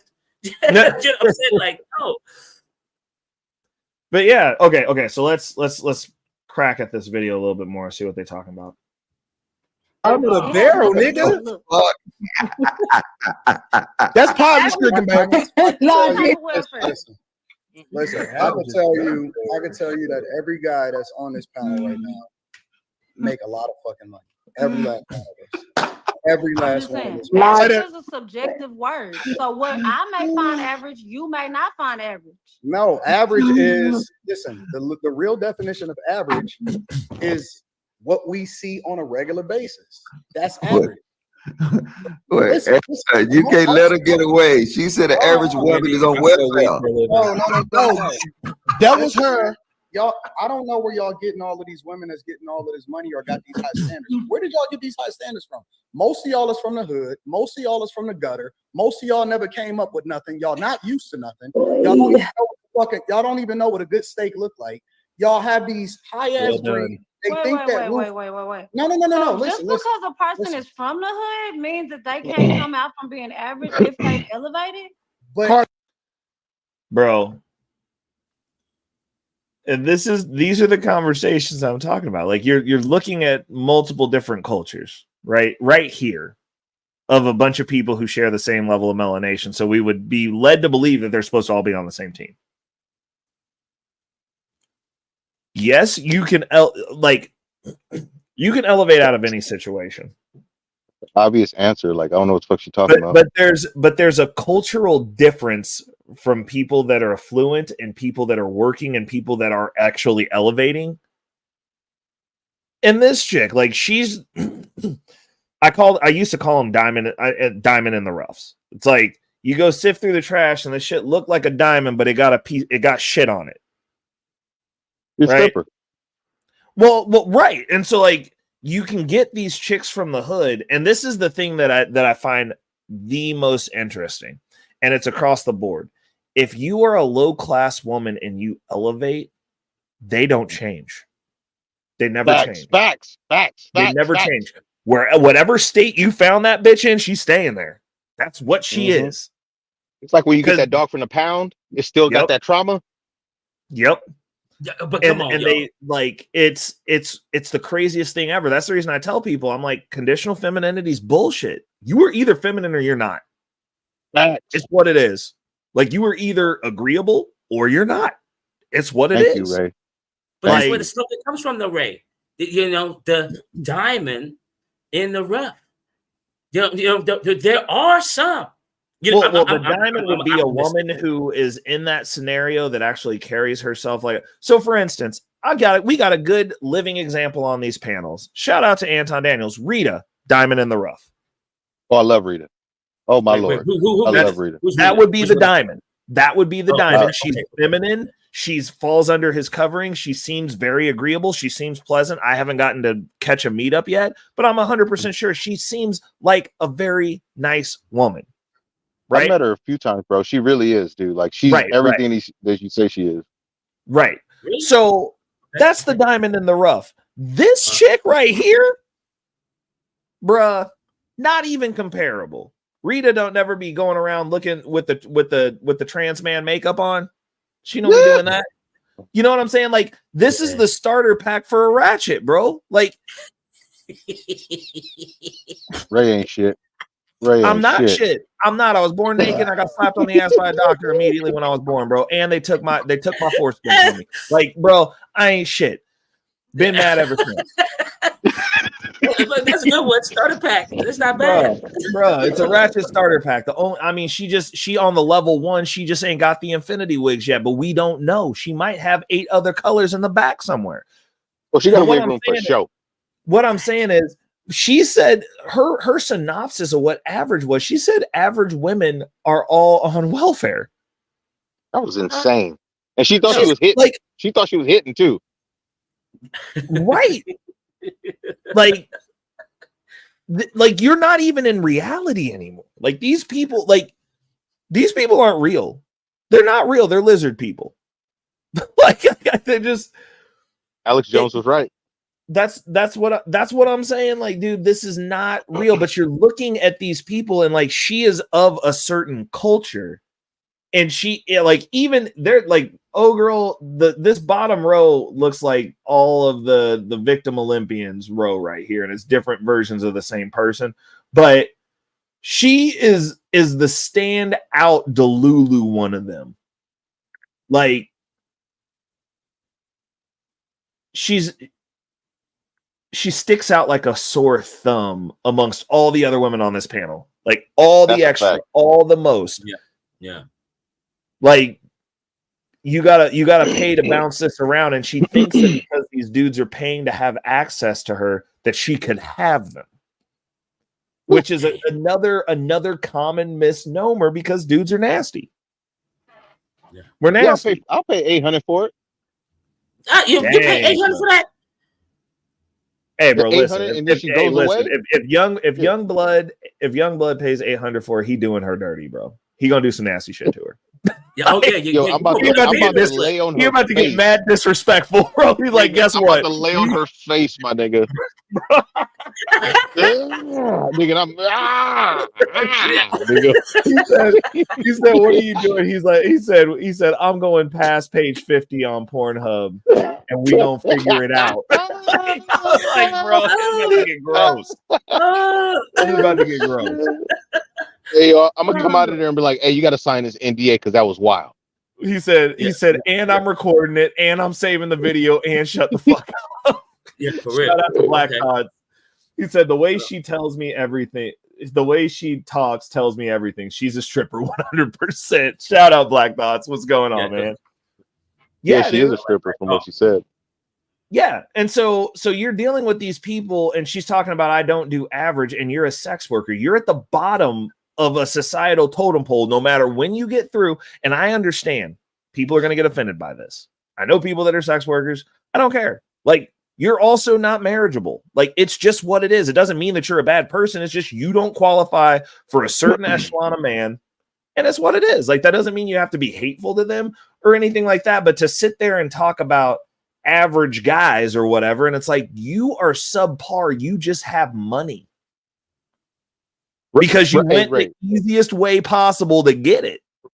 Right. Look, women be thinking, they be trying to be men, number one, and they think that it's all about money. But it's also about how you got the money. Like, you made a good point right there. I was talking to somebody about that like 2 days ago. Like, they think that it's like, well, I got money, that's all that matters, right? It's like, no. If my homie was out there saying he just gave for pay, I'd be like, yo, nigga, I know you got $1 million, but nigga, or better yet, I sell crack. You're a piece of shit. Right. You're a piece of shit. Yeah. Like, I hope you figure out how to get out as soon as possible, but you're right now, you a piece of shit. Deal with it. Like, that's where you're at. You are scum. You're not walking into the bank going, I'm a crack dealer. Do you go home and be like, Mom, are you proud of me? I'm a crack dealer. Like, no. The best litmus test for this is like, would you take your fucking parents on take your parents to work day to your job? Or take your daughter there? Yeah. Facts. Woo! Facts. Your daughter in particular. Yeah. And you would you want her to do that? You know what's funny is, like, you see these OnlyFans chicks when they find out that, like, oh, someone who's close to the family been beaten off to their shit, they're fucking disgusted. It's because you're fucking disgusting.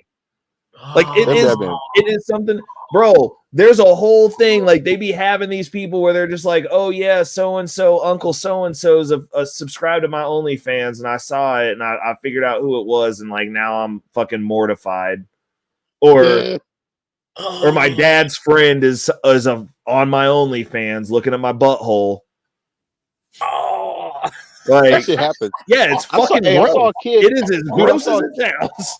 I saw a video yesterday of a kid walking down the street, and he yelled at the girl. He said, "Hey, how you doing? My dad subscribed to your OnlyFans."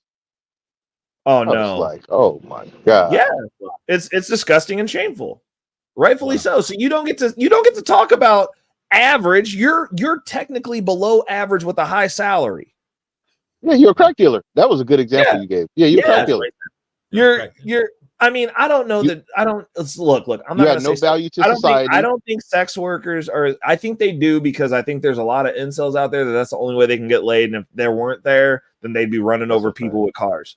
Also, sometimes some dude might want to do some extra nasty shit, like going to international waters and drop a number 2 on a bitch's head, and we need them for that, bro.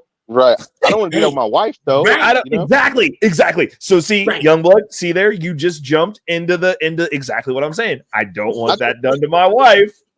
I told, look, my friend told me one time that him and his wife be having threesomes. I'm like, I want to have a threesome, but not with my wife, nigga. I ain't trying to slut my wife out, my nigga. No, but if it's the slut is the third chick, dude. The second chick is a slut. You and your wife are busting her down, okay? Well, shit. I'm with Youngblood. No, wifey. I'm sorry. Look, I love you. No, dude, you're telling me if you really liked your wife, you really like fucking your wife, and then like she was like, "Yo, like let's fuck another chick together."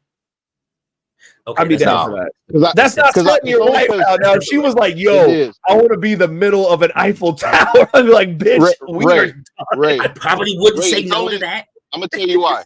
I'm gonna tell you why. Because I know what comes along with that. With those kind of chicks who are into that, that tells you a lot about them. I would prefer to. I would fuck with a bi chick. Like if she's like, yo, I like fucking chicks, because I don't feel like if you're fucking a chick, I don't think you're cheating on me, bro. I'm the nastiest bitches in the world. I wouldn't even reference that. I'd be like, cool. If y'all are still fucking when I get home, just make sure everybody's pants are off when I get in the room, because I'm about to get mine in too. Like, yeah, so you nasty. You nasty. I'm not nasty. I'm not nasty. There's nothing nasty about that, because the chick. Listen. A chick is not a dude. Nigga. Hey, dude, listen. A chick, and I'll tell you why. I'll tell you why I'm not nasty and why it actually doesn't matter. Because a chick can impregnate your wife and make you raise the kid. That's why, bro. Like that's so it's not nasty. There's no threat to the sanctity of my home if she in here playing Scissor Sisters with some other bitch that I might fuck also. Yeah. I mean, shit. You know, I've seen it.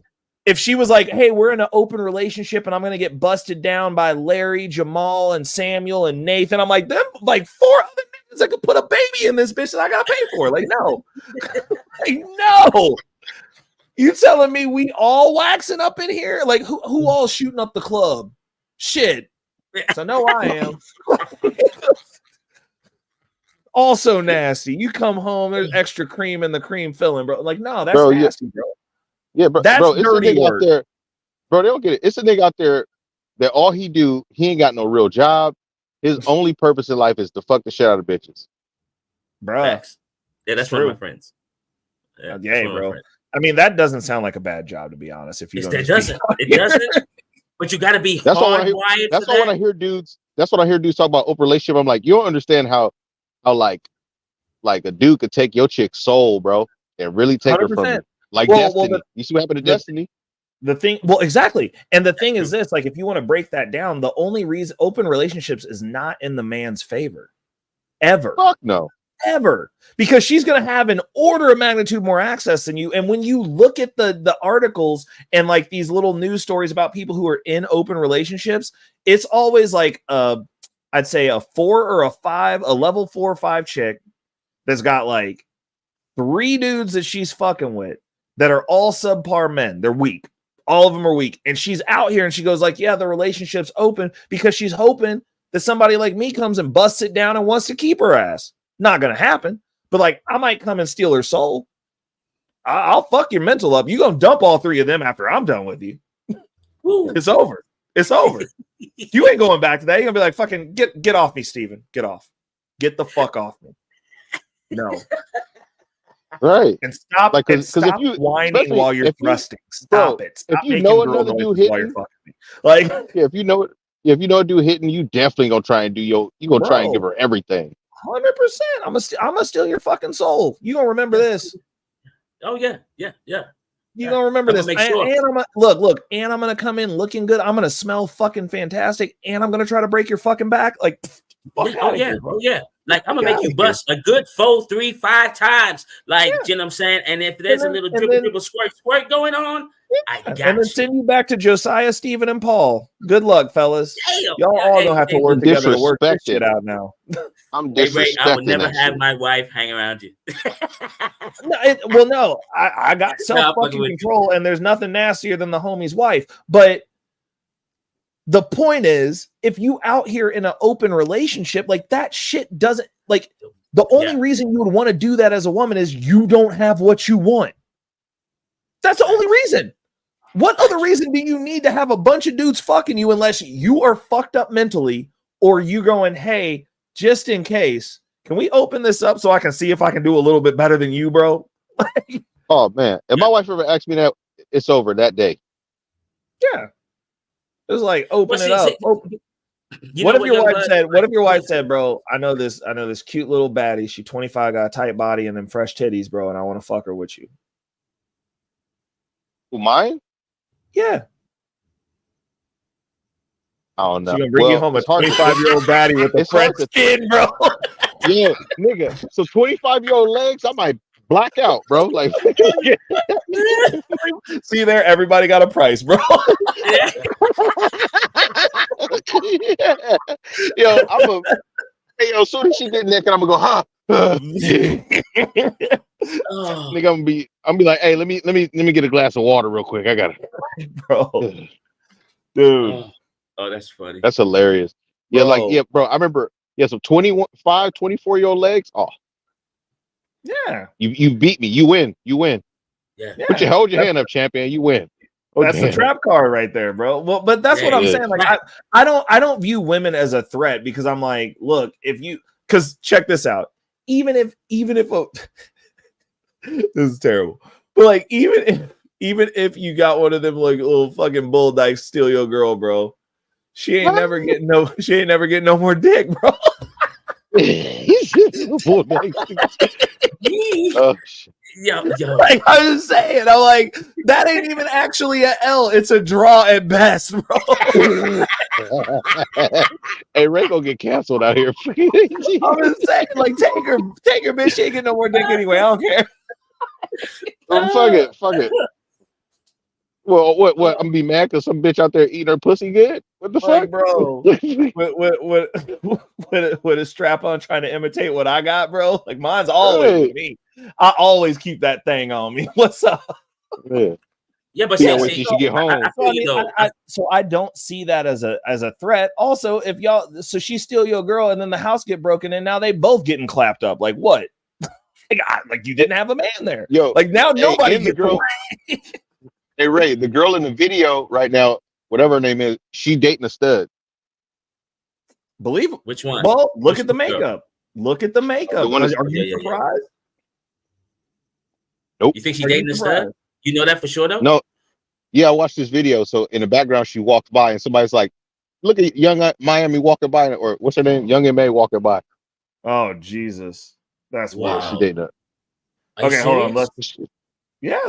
Dude, these people are goofy, bro. Facts. They're goofy. They're doing a bunch of shit that don't work to make themselves feel better. But the thing is this, if you're a sex worker, that's not surprising because you don't qualify for the best of men. I mean, that scenario does not statistically play out a lot. We don't hear a bunch of well-to-do men going, hey, let me go find this woman that I paid to poop on. I'm a keeper. That's not the reality of what happens. Like you end up with certain echelon of people, drug dealers, studs, and drug dealers and studs and gangsters, and like people who don't live long and make money fast. Them types. That's where you at. It's what it is. That doesn't make it right until they get to the end of that road and they got to just settle down, and then they'll go try to find an average guy after they done got skeeted on, poop stain on their forehead, and everybody done seen what the goods are, so that I get to be like, yo, what's up, nutty buddy, every time you see her. You know what I'm saying? But he said nutty buddy. I like that one. Hey, bro, that's what you got to say to him. I'm like, don't come at me with an attitude. Oh, fun story. You know who comes at you with attitudes though? That be getting scorned? The dragons. You know what I'm saying? Like you bust down one of them swamp creatures, they come back 2 times bigger. Talking about making it a point to come say hi to you at the club like it's gonna fucking matter. I'm like, obviously you didn't continue your running hobby. Like, boy, oh, man, I had one running to me out in public with my family one time. I'm like, oh, bruh. And they make it a point to they like make eye contact, walk over, be like, you fucked me. Like they don't actually say that, but they come over and they give you that high like you fucked me. Like you better be polite right now or I'm gonna make a scene. And it's just like, I ain't talked to you in a while. Be like, yeah, like, oh, what you been up to? And it's like, bitch, it don't obviously working out what you ain't been up to. Everything you ain't been doing, that's what I've been doing with your big ass. I see. Hey, have you guys ever had a volleyball woman? Dude, volleyball chicks got dumpers, bro. Certified. That's they squat all the time. It's a fantasy of mine. All the time. Yeah. Dude, I went out on a date. This reminds me of when I started saying no, because sometimes you just got to say no. I went out on a date with this chick that I met on a dating app, and she was a college basketball player. She was cute though. She was pretty cute. Dumb as a box of fucking rocks, bro. And like the date was so bad. Like I'm gonna say this, and I hope that you guys don't understand, but it's gonna be funny. This bitch kissed stupid. Like, I'm not joking. Wait, she kissed stupid? Like she kissed dumb, bro. Like, I'm like, how do you make out dumb? And I was like, it's like you kissing somebody, and you're like, I really don't want to be doing it. Like, it was fucking bad. Like, it was just terrible, bro. Like, all of it was bad. All of it was bad. And so, like, I didn't lick the whole side of your face, bro. Like, no, it was just stupid. Like, you like making out with her, and like you can feel your intelligent points going down, bro. Like, you just like, what's math? Like because she was in college and didn't fucking know anything. And so, like, I'm like trying to like relate to her, because chicks always like try to judge me because I don't have a college degree. They'll be like, oh, you don't have a degree. And I'm like, well, why? If you're so smart, why are you fucking poor then? That part. Why for me that? Like, why are you if you're so smart? Why are you broken? Why are you the one sucking my dick? Facts. That part. Because guess what? I didn't go to college, and guess what else? I don't suck dicks. Like, I'm not saying that they're directly correlated. I'm just saying it's both are circumstantial. Like, I don't know. I'm just stating the obvious. I'm just saying. Yeah. Good point. Good point. Like, yeah. Gobble it up. Oh shit! Fucking make the turkey noise on it while you at it with your degree ass, bro. Like, come on. Bro. I want to hear all that. Yeah. You got a PhD? Okay, yeah. And so, because like chicks judge on shit like that though. Like, I need someone who's educated, and it's like, so I dated this chick. So like, you know what? Game recognized game. So like, I'm out here in the dating pool, right? Go on the date with this chick. And so I'm like trying to talk about like heady stuff. Like, I'm assuming you fucking educated because you in college. And she was stupid as fuck, dude. I was just like, why the fuck are you this dumb? Like, it was terrible. It was fucking awful. Yeah, those chicks be dumb. You'd be like, bro, you say you went to college? Like, it'd be kind of shocking. I'm like, yo. Yeah, and just don't know shit. Like, I'm just like, how do you not know anything? Like, you're literally where the books come from, bitch. Like, what are you talking about? Right. You're where the knowledge apparently is, and you're telling me that me with Google is actually getting better results than you? Like, I'm never going now. Congratulations. I think you're all fucking stupid and broke. Like, it's wild to me. But chicks in Delulu land. Hold on. Let's let them talk a little bit more before we get up out of here. So hold on, 2K. Elevated to what? What makes a woman? What makes a person above average? When you want more than above average things, no. When you want to view the world more than just Miami, you want assets. A person who wants to. Bro, she the black version of Ming Lee, bro. What makes a man a man? He looking like a man. Yeah. Like, they're like, what the fuck type of answer? What makes a person above average? They want above average things. Like, huh? Like, there's own a business. And so these chicks will have you believe in that they around dudes that are, I mean, look, I believe that she might be around some niggas that got a little bit of coin. Yeah, but ain't no self-respecting man that owns anything gonna be. Could you imagine going to a gala with this chick and anyone asking her fucking anything? Like, anything at all? Oh, that bitch would embarrass the fuck out of you. Exactly. Yeah. Well, yes, I'm an entertaining dancer, and yes, me and my baby, he my baby daddy. Oh, bro, they throw on one song and she up on a table twerking for ones, bro. Drinking a whole bottle of Casamigos in the middle of the blood drive, bro. Trying to raise money to save kids with cancer, and she got her whole ass out, bro.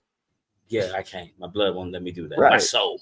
That's what I'm saying. I'm like, there's no fucking way. Like, she talked dumb. like she literally, like, she's just, yeah, she like, I'd be embarrassed. Said yeah, she would embarrass everything the fuck in out that of you. answer but OBKB, bro. Shout out to OBKB. Yeah, I swear, because I'm at a point now. Okay, go ahead. Oh no, go ahead. Finish. Yeah, I'm at a point now. It's where, hey man, I need mental stimulation also, along with the physical thing here. Because if you don't have the mental, I'm sorry, you're not gonna win with me. See, I'll give you a little bit of pushback on that. Me personally, because I date younger. Yeah. I got a lot more grace for under 30 than I do for over 30. Because there's less expectation. Like if you're under 30, I'm assuming there's a certain level of OBKB that you're just gonna fucking get with that, and like we can coach you through that shit, right? But if you over 30, bro, I ain't got no patience for it. I'm like, you should have your shit together. You an adult. Like adult. Like you on the second part of life at this point, bitch. Like, no. You are not coming in here with expectations and kids and a shit life. Like, it's not happening. It's not happening. Like, no, you have made the mistakes and been through everything. Like, you should not be jaded. You should know you should need to be happy. You should know you should need to be pleasant. You should know that you should be coming at me, a solid dude. I'm not even gonna say that I'm good. I'm definitely solid. Yeah, you're solid. You're solid. With some sort of value add that's not your cheeks or the prospect of your cheeks. Because there's a 25-year-old replacement that's got nice cheeks and good skin still. And she just got her bachelor's degree.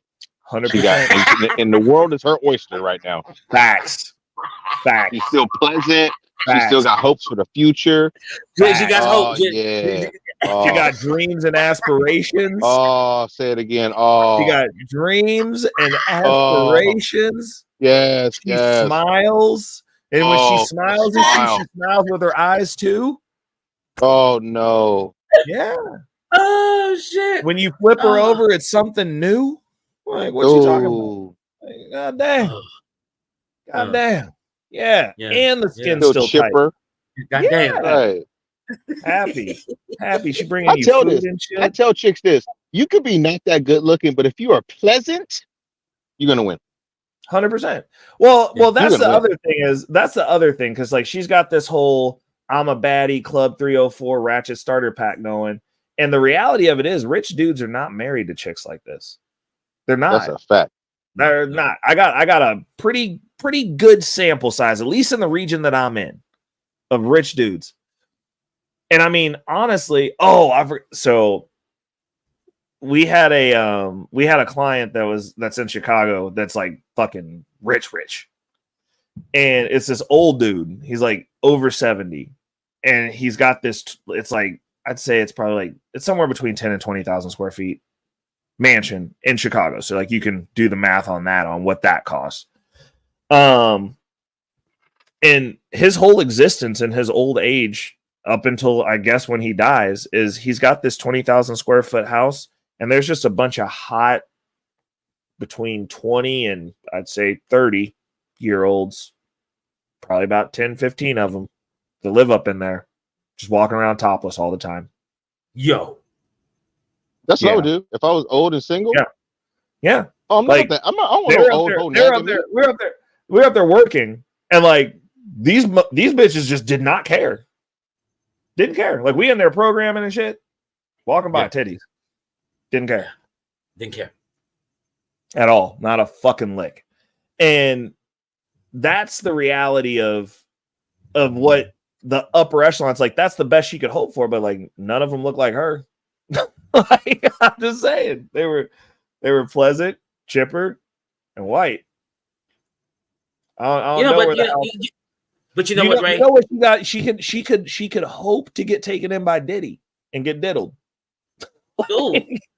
Which pretty much is going to put her back in the same pool that she's in, getting fucked by dudes that ain't shit while Diddy watches. Oh, yeah, dude. I mean, because there's a certain. It's a class thing, man. It's a fucking class thing. Like there's the end of that road does not end well. By and large, which is why she's running around with young Ma. That's I tell you like this. I tell you like this, Ray. You know what I'm saying? Because, you know, I don't know. There's something, you know, I grew up watching Wonder Years. Do you know what I'm saying? And so there's something about me that, man, I just need love. Many people don't. I guess it's missing nowadays. But if I don't have love, like if I'm not connected and feel this vibe, yo, it ain't gonna work. It's not gonna work. You know what I'm saying? Yeah. And especially with the woman, like it's if she can be lovable. Yeah. Well, dude, and so see, I understand because like I said, like I'm very pragmatic and very analytical. Like I don't function on that metric. Like I could literally, when I tell people, they're like, oh, well, what about so and so that you dated? I'm like, if I was sexually exclusive with them, I would have married him, 100%, guaranteed. Would have been fine about it. It's just, but as like if for whatever reason the relationship didn't work out, I'm like, well, price of the bag went up, and like now, by the time you come back around, you might no longer qualify. That is a possibility because as I get better, so do my fucking expectations. Like I've done more work. I've built myself up more. You can't just come back as you were or worse and then expect that, oh yeah, like I can just come back and get this motherfucker at any time. Like, no, you can come back and get this dick at any time. That's different. Right. You might be able to come back and get you might all right. You might be able to come back and get busted down. You have a go one, young blood. You might be able to come back and get busted down, but like you can't, like the price of the bag went up. Where's your improvement? You've just gotten uglier since the last time I saw you. Yeah. Because you might look different when I got $3 million now. I got $3 million in the bank. Hey, things you might not look the same. No. But you also might have different access. Like that's the other thing, and like that's the reason that I'm like, you know, while it's not necessarily like if I could have got married like fresh out of high school or whatever and just got on with my life, I would have preferred to do that. It would have been more straightforward approach. But I was out here in these streets. Now, while I don't necessarily think that that is for everybody, like because you only got to get this shit right once. And if you can get it right once early, like fucking do that. Like that's a lot easier, a lot less heartache, a lot less trauma. Right. But the one thing that I will say is I don't have to worry about crashing out because I was getting chicks from the get-go. I've been out here in these streets. Like I said, I got pretty much everything I want. So like if I find something that I tolerate, it's easy to like curb chicks. Like I'm just like, cool, like whatever. They're like, oh, you don't want to get this? Like, bitch, I done had 10 of you. Yeah. And so for me personally, like I don't even date the same personality types. Like if I have a bad experience with a chick, I don't even want to date another chick that acts like that chick. Because I'm like, I already know this doesn't work because I had a bad experience with it already. I'm good. Like, I'm not going to say, you're a different breed, Ray. You cut from this cloth. You feel what I'm saying? And this is, look, this is why we're going to do some big things, Ray. We're going to do some big things. I can't wait. I'm like, but the thing that I'll tell you is as I've moved up in life, and I've always had access to women that I probably shouldn't have, but like, as far as like being able to like sustain relationships, like I've dated hedge fund managers, like chicks that are like fucking hedge fund managers, C-suite executives for Koch brothers. Like I've been able to finagle my way a little bit early, but been able to finagle my way into actual relationships. Yeah. Right. As I've moved up, so like I kind of, you know, like you, like when chicks try to be like, oh, like I do this and like I've got this degree, and I'm like, well, you ain't running shit, like, like, because like when chicks try to pull that shit with me, I'm like, well, okay, so like, what do you own? What do you run? Like, I've dated C-suite executives, like whole ass relationships for like over a year and shit, like, yeah. I'm not easily impressed by that shit because like I said, Xbox achievement. I want to be like, okay, so like, what are these alpha women doing? I want to go find out about that. I'm going to go bust down a couple, find out what that's about. Okay, cool. Like this is how they're navigating. And there's a difference between the younger ones and the older ones. Like there's a lot of nuance in there. And it's like, okay, there is. I agree. But I mean, when it comes to the to what you have access to as you move up that ladder, that does change because you can put yourself in different spaces where different women are also. So like I can go to a much nicer restaurant or much nicer bars to just exist in to go have my cocktails now. Like I got my watering hole that's up the street, but like I also have a couple of other spots where it's like, yo, like it's expensive to be in here. Like you ain't just about to have some random infinity wig ratchets in here that because the drinks are $20. You ain't got $20 for drinks because you're broke. Yeah. And no one in here is buying yo ass $20 drinks. Like that shit's expensive. For real. Yeah. So I mean the places that you can put yourself in to potentially meet women changes as well. So then the access to the women that you're around also changes because like now I can be in spots where it's only executives, only lawyers and up. Yeah. But I tell you like this, Ray. Right? We got to make, we got to promise each other right now. You know what I'm saying? Because when we get to these spaces, yeah, you know what I'm saying? We're not going to act, you know, we're not going to let the lust get us. Do you know what I'm saying? We can't. Bruh, if you see me with because it's going to be too much the monocle in. Look, the only promise that I'm making is we're not going full bore Diddy, bro. We just not gonna Diddy out, bro. I'm with that. We can just not Diddy out, bro.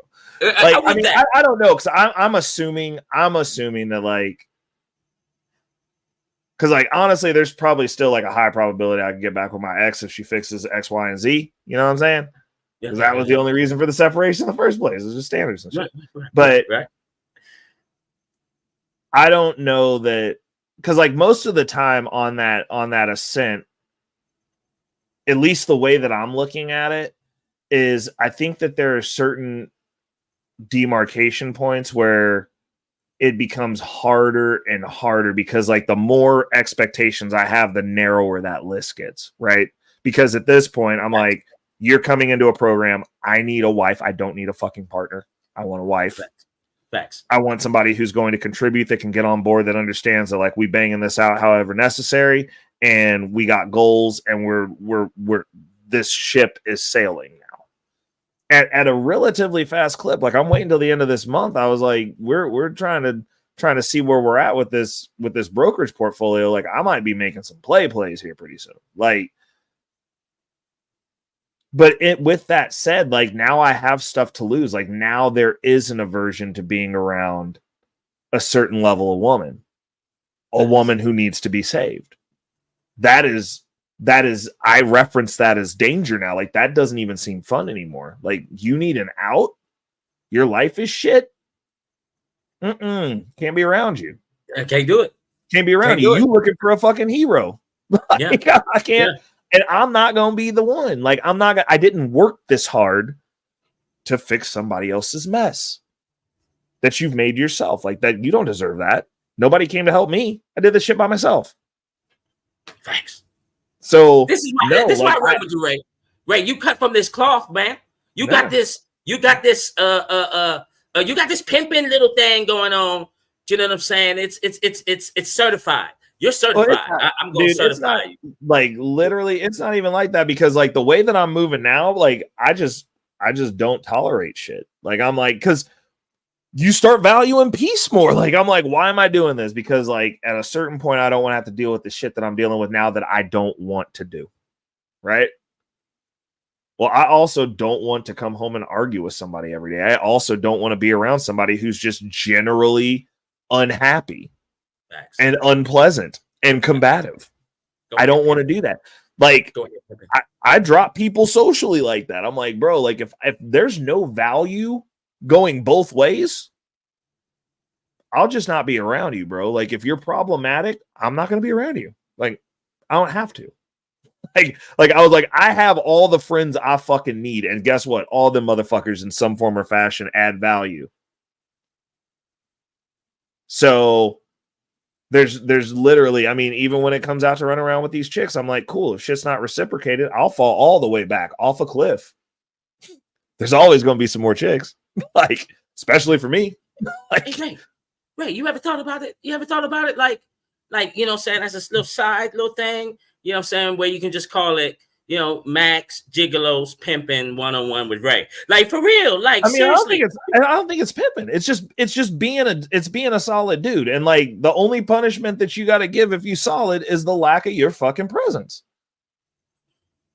Listen, I ride like, with you, Ray. Because I mean, and like you run into that, but like that's also something that you get from dating young, because these young little chicks will be out here chasing around hookup culture with a bunch of ain't shit dudes. And you end up being kind of the Papa Bear because they look at you as the fucking one stable thing that's around them. And you're going, okay, like cool, like whatever. But like, I'm like, bro, like once that fucking wild shit, like you think you can just wild out with me and like throw temper tantrums and shit? I'm like, nah, bro. Like, nah. Don't do that. You be out there. Keep your kids. Keep your kids. Like, I'll find other people to be around. Like you were under the covering. You were adjacent to the covering. Like the covering's gone now. Like you're good. Like we ain't got to talk. Like, and it's not about being mean or vindictive about it either. I'm just like, cool. I'm falling back and off a cliff. Like you good. You got it. You got it. Because like even some of these young chicks, like they're already pre-indoctrinated in this bullshit, so they think they can run around. They don't have the accountability, and I'm like, I'm not going to hold you accountable. Your accountability is going, why did Ray fucking stop wanting to be around me? Like, well, you're fucking problematic and you're awful when you get wasted. Like, you need to start drinking like an adult if you're going to be around adults. Like, that shit's not cute. It's actually kind of repugnant. Also, you're loud. Yeah. Ratchet. Just ratchet. And we have some classy, prestigious ratchetness going on. If we can do that, we can be straight. Yeah, I'm like, dude, you go sit around at the bar at 801, get yourself something a little bit older. Like, obviously not gonna work because like I need to have a family and they can't have kids, but like, yeah, some fun. Yeah. And they're gonna act right most of the time. Like it's just in the spaces that you put yourself in, but like you have to curate every step of that. And like that's one of the things where like I understand the conversation about average, because like if you break it down statistically, I am not average. I am an anomaly. Facts. I agree. But that's because I'm meticulous about everything that I fucking do. Like, and it's conscious meticulousness. It's like when before I started getting my shit together, I was very not disciplined. I had to polarly shift to very disciplined because I know how I am. I know my proclivities. Like if I'm left to my own devices, I am a very chaotic person. Very. I'm very destructive. Very. I have to keep everything fucking round in because it's like when that shit unspirals, it's fucking Tasmanian devil in this bitch, and like don't nobody like that shit. Yeah. Like, and it's not beneficial. But like once I get all them demons marching in the same direction, bro, problematic for everyone else, great for me. like once the Legion gets in the marching orders, there's a fucking problem. There's a whole lot of us in here going in after the same shit.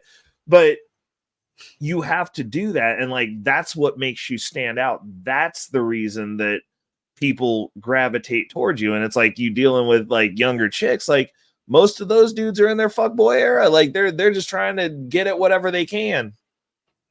And I mean, honestly, in the dating pool, the way that it is right now, it's very reminiscent of the 70s. It's just free love. Like everybody just doing whatever, no judgments. We're going to do what we want to do.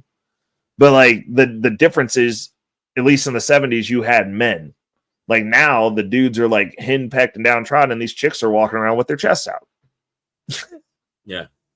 And they're just like, oh, well, Ray navigates a little bit different than the rest of these little fuck boys. And they're all short, dude. Motherfuckers have gotten short. Real short. Hey, Ray, be careful with that. Yeah, I'm 5'9". How tall are you? 6 foot? 6'2". God damn, that's right. You break dancing. Look. Small things come in great packages. Whatever that bro, I ain't even worried about that. These little kings running around here fucking doing damage. Shout out to Own a Spot. Like they out here running wild. It don't make no sense. But that's why you get all the girls, yo. Right? You get all the women because you're tall. You know what I'm saying? You know what I'm saying? So look, that's got a big deal to do with I could be fat and just get into the bag too, though, because I mean, there's plenty of that out here too. Like, I mean, you got to take care of yourself. Like, you got to make a body. Like, you have to create. You have to create that. But true that these dudes be running around little, and they looking like they still on a ramen noodle art diet. They small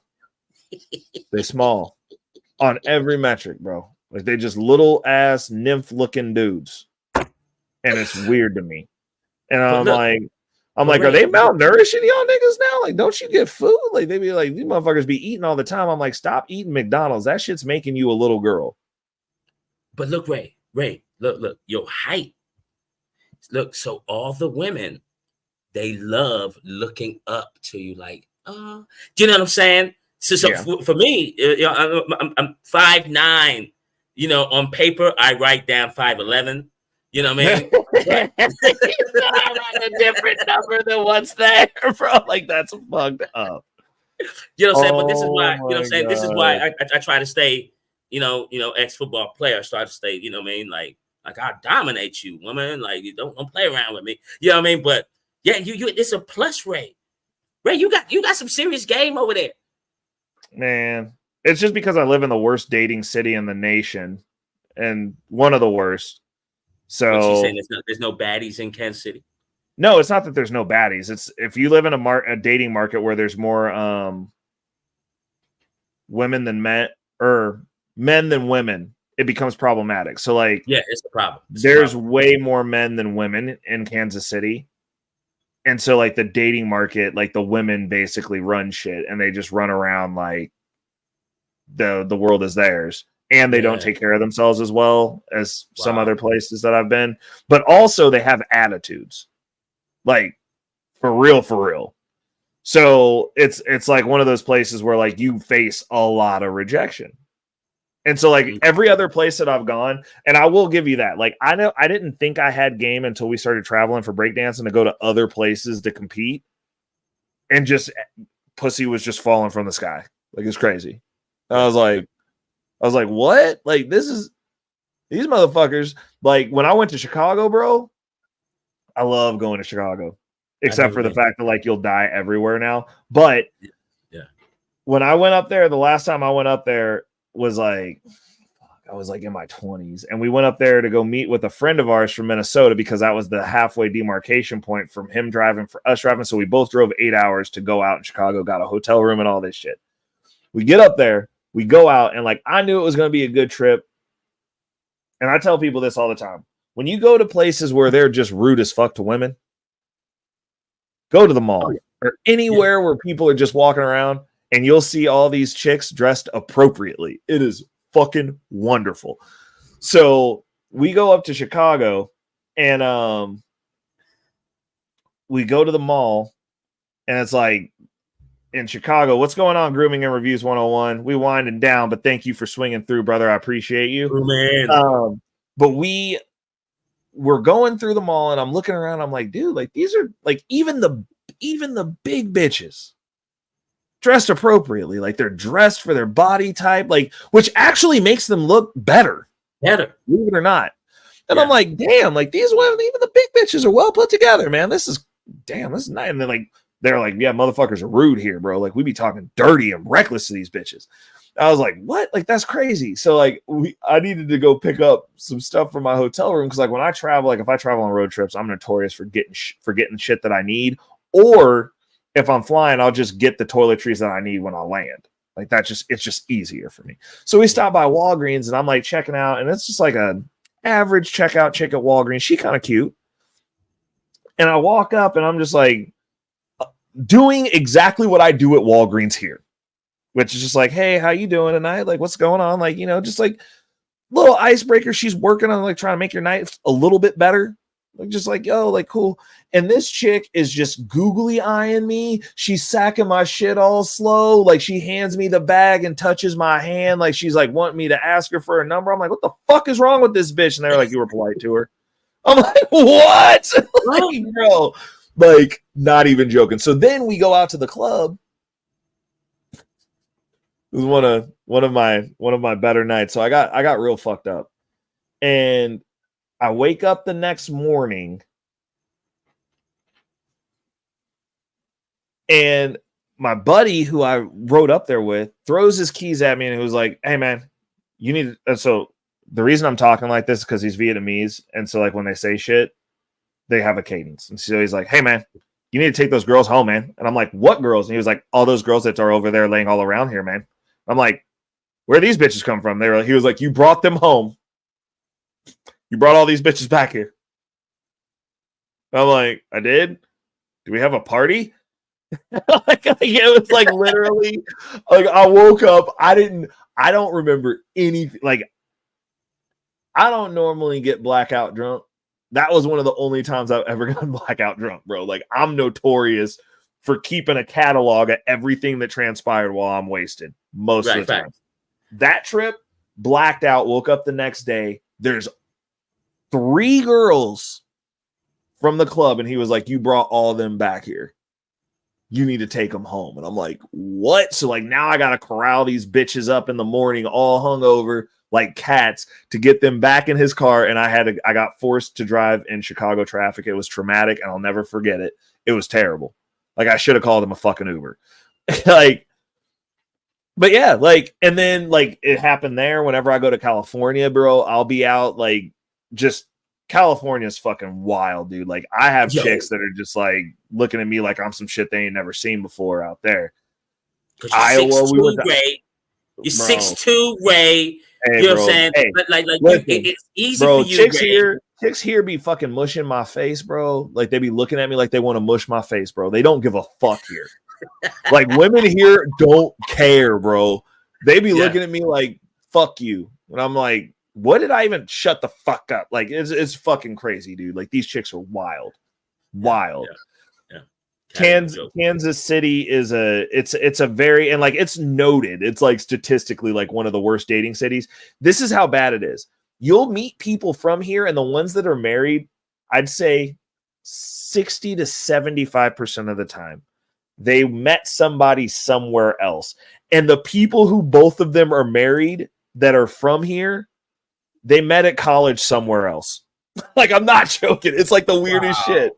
Like, people go capture people to bring back here to become part of this shit show. Like, it's so wild. Oh, I can only imagine. And so, like, I've like, until I started traveling, though, I just thought that that's what it was. Like, I did not think I had game. Like, because it was like, you know, so like if you can be mediocrely successful, because I'd say I'm mediocrely successful. Like I have good nights, I have bad nights. And it's just what it is because it's Kansas City. But if you can be mediocrely successful here, you got game literally everywhere else. Literally. Like I've never been to a city that was as fucking lockjawed as Kansas City. Now I haven't been to Seattle. I heard it's fucking terrible there. But I mean, I fucking, when we went to Detroit, when we used to go up to Cleveland, Ohio, because like I've been to Detroit for a couple of battles, but like when we used to go up to Cleveland, dude, I was like knocking down Red Bull girls and shit. Like Red Bull girls don't even look at me here. Like, it's fucking crazy. Because the Red Bull girls here, like Red Bull girls are notoriously like they're always attractive. So if you're actually in good shape and attractive here where there's not enough women already, you're basically a god. Yeah. And so like we have a joke where I always tell people, I'm like, dude, like Kansas City's where 10s come to retire. Like you'll see chicks that you're like, dang, man, you were probably cute at one point, but you down to like between a 4 and a 6 now. But they come from somewhere else because like the dating market here, like chicks aren't as in, it's not a health conscious city. Like when I went to Colorado is another city where like I didn't get to go out there, but like in the outings that we had, the one thing that I noticed there was like everybody, even the ugly chicks had a body because it's a health conscious city. And so I'm like, bro, like what's the dating market like here? Like I kind of want to be here and go out. Like I got a homegirl, Jen. She's pretty, actually, I'm 80% sure she's Vietnamese. Freaking hot. Lives in Colorado. I'm like, God dang. Hi, Jen. and you know, she bad, dude. Like she, like literally, if she was in Kansas City, she'd be a baddie, bro. Like certified. And but like when I was in Colorado, like we didn't get to coordinate like when I was there. Cause like normally if I'm in somebody's city, I try to visit people that I know there, like at least like be like, hey, like we're going out to lunch, come like swing through and say hi if you got time, like whatever. But we were so busy, I didn't get to see anyone that I knew there. But everybody there that was from there was in good shape. Like it was the weirdest shit ever. Like they had homeless people that were in good shape. I was like, bro, like I'll fight you, but like it's gonna go one way because we're gonna end this quick. Like I ain't trying to get like these dudes look like they can box, bro. Because everyone's just walking around and active, and like that's the culture there. But I also think that you end up with places like that where like women take care of themselves more, where there is there's more women than men because they are in fierce competition at all times. Yeah. And so like here, there's more men than women, so they're not competing. The men are competing for them, so they don't have to carry themselves as well because you can come here and be a busted 4, and you still got dudes in your DMs that will take you out during the light of day and be happy to have a date with somebody. Yeah. You know what I'm saying? Because it's just what it is. So they're going, oh, well, I don't have to take care of myself. I can just be out here whatever. And then those same women will meet me and then wonder why I'm just busting them down, only calling them at 3. I'm like, I'm not being seen with you. Yeah. Ever. Be like, you are built for 3 a.m. when the night didn't go well. That's your place. I don't want to hang out with you when the sun's out. Get the fuck out of here. Like, no. Hey, you really do. Hey, I swear to God, Ray, you need to start a dating channel later on. You know what I mean? Just the bro. You know, because I'm the number one. Hey, bro, be nice and treat every woman like it's gonna be your wife. That's the dating advice, bro. I've never heard of that before. What? That's a good saying. That's a good saying. God damn it. Why would you, bro? I don't believe in changing energy, bro. You should have one setting, and it's just the chicks that don't know you don't get to be about it. That's just what it is. Like the chicks that don't know you don't get to rock out like that. Like or the chicks that don't qualify, but that doesn't mean you should treat them poorly. Like you shouldn't. If you have a standard of treating people poorly, you have an issue. Because you're training yourself to treat people poorly. Because then that means when you're with the person that you want to be with, you've got to treat them. Now you got to learn to treat them different because most likely you've been treating the majority of people poorly. So now you got to learn something else. So like it's easier to just treat people good. You just don't date people you don't want to actually be with. That doesn't mean you shouldn't give them a good experience in the time that they're with you. Like, you know how many men need this information you saying, Ray? Like a lot of the youngins gonna need to hear this. You feel me? Because the way how you put it right there, I even though look, I'm the number one icebreaker in California, and I'm number one wingman 2 years in a row. You know what I'm saying? And I wear it proudly. Do you feel me? I'm like you remember basketball with Gary Payton and Sean Kemp? Like, yep. I was Gary Payton. I was given so many. It was Lob City for everyone. Everyone was winning around me. Lob City and everyone else was dunking. You know what I mean? So yeah. You got something, Ray. You know, just think about it. Just think about it, Ray. Just think about it. They don't want to hear me. They're gonna just be like, "Well, you two girls are just nice to you because you're tall." Like it's because I'm nice, bro. Like I'm fucking nice with it. Yeah. Like it don't cost no money to be a decent fucking human. It's free. It's free. And if you just do it regularly, like good shit probably happens to you. Like I don't know. like there's a lot of people ain't like themselves, Ray. A lot of people aren't themselves, you know, because the same way I'm talking to you, I'm the same way inside my house, and I'm the same way outside my house. You know, I'm going to be animated. I'm going to see Sand telling jokes. Do you know what I'm saying? I'm going to be the same person. So are you going to whip out a tinfoil hat from time to time outside your house? Of course you have to. Mando.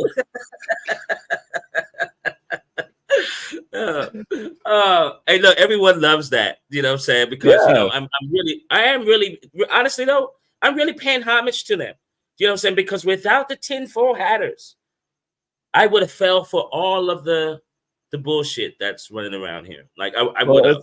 It's only tinfoil until it's not, bro. Like that's the thing that I think is funny. It's like everything's a conspiracy until it's not, and then when it actually is, nobody revisits to be like, I was wrong, which is right. Nobody wants to praise me for that. Like, remember I told you this 20 years ago, and they were like, so what? Who cares? Like, yo. All right. So I think we're gonna close it out on the final thoughts since you kept me up an hour past my bedtime. What you got? My bad. For the great divide, for this right here. Look, whatever you're doing in life, make sure y'all, for me, from the wriggles, right? If you check out my videos, I like to go the wriggles, right? Be passionate, right? And love what you do, and that will make us as a whole better. And that's my final words, right? Bet. Okay. I'm gonna close it out. We're gonna close it out on the Great Divide. There are multiple schisms within these spaces. There's schisms within the schisms within the schisms, because as a civilization collapses, the foundations crack and crumble. Now, the only thing that you can control is yourself and your household. Leadership starts with self. You're not a leader if no one's following you, by the by, beyond yourself, which is why leadership starts. You have to have an example that other people want to follow. You have to have some semblance of results that other people want. Getting online and beating your chest and claiming to be an alpha does not make you an actual alpha. It makes you an alpha in Delulu land, in the pretend world. Don't listen to people that are online 14 hours a day. Because if they're selling you something that they could be doing themselves to make themselves richer, why are they selling it to you? Like, if you're good at it, like I'm good at the crypto market. I make the stuff. I leave the gyms. I walk away. You guys can do what you will with it. At the end of the day, I'm making money. I'm not selling you anything. Most of the time, the people that are selling and advocating that you guys want to push to the forefront are giving you half truths and or are lying to you, because a lot of this is pretend. And if you're taking that advice and not doing your own basic math first to see if it makes actual sense beyond somebody who's motivated you, shout outs to Embrace the Grace. Appreciate you, sister. Thank you for swinging through. If you're not, if someone's selling you something that is so miraculous that they could just be doing it themselves, then there would be no point in them selling it to you. There just wouldn't. We have to get to a point to where we are going to where the information actually is. You have to do the math on these things. I don't think anyone should just listen to me carte blanche everything that I say. I do think it lends some credence considering it's stuff that I'm actually doing, and like I'm actually using my financial situation as a testing ground for these things, and then telling you what's working and what's not working, and giving you the game as we're actually doing it. So it's relevant to right now. But I think you should still do the math. Like I'm not above reproach. Sometimes my math is off, normally in my favor, but like I mess up equations all the time when it comes to budgeting, how much money I have left in accounts. I'll overtax myself so that there's always a cushion in there. Like it's just what it is. But like sometimes my math is a little bit off. Sometimes things don't work as well as I think they're going to, and sometimes they work exceedingly better than I think they're going to. And you gotta readjust on the fly as you go. But we have to pick our heroes better. We have to pick the people that we're exalting to the front. The people who want to lead you are probably not the people you want leading you. It's not a good metric when somebody is pushing themselves to the forefront that you didn't pick to tell you to pick them because they want to do it. The intent isn't there. People who are constantly having to sell you things because they live in this space probably don't have your specific best interest in mind. A lot of these channels, once they get to a certain point, they're mass appeal, they switch up and they start trying to just be in the algorithm. That's what they want to do. They want to live here. A lot of these guys are caricatures. That's the reason they never backtrack anything that they say. That no one's ever wrong. You see debates and apparently both sides won. We're not looking for solutions. We're not looking for what's going to be best for the culture, however you want to put it. We're literally wanting to be right and wanting to get your I gotcha so that you can go viral on YouTube. All the alphas are not on YouTube. Real men do real men shit. You sit in a desk 14 hours a day. Do not talk to me about being an alpha. I'm not buying that shit. Ain't never seen you with a hammer. Ain't never seen you dirty. You got these dudes preening themselves like they're fucking princesses. Talking about how clean they are. You gonna have a fresh shave, bruh. My beard glistening, bruh. Like, the fuck are we talking about? And these are the alphas. The alphas are giving a shit what they look like. The fuck? That's the furthest thing from manhood that I've ever heard. Like, I gotta go preen myself until I look spectacular and glistening for the cameras and the lights. Like, what the fuck, dude? Pick up a hammer and fix something. Do something.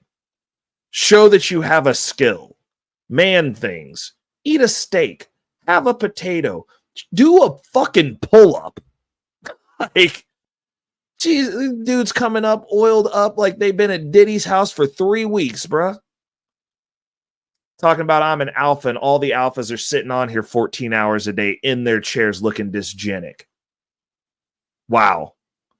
Wow. This society has failed if that's the truth. Because you can't even defend yourself. You can't get up fast without having a panic attack that you might be having a heart attack. Blood rushing all sorts of places. It's ridiculous. So we've got to do better. You should be the best version of yourself. And gentlemen, last piece of advice, treat everyone the same because you don't want to have to retrain yourself for how you're going to interact with your wife when the time comes. On that note, we're going to call it. I'm going to give a salute because if there were no people in the chat, I probably would not do these live streams, and they definitely wouldn't be as long because I could just do pre-records and upload them at that point. But that aside, I appreciate you guys. Until next week, it's your boy Reckless Ray De Niro, and we are out of here. Peace.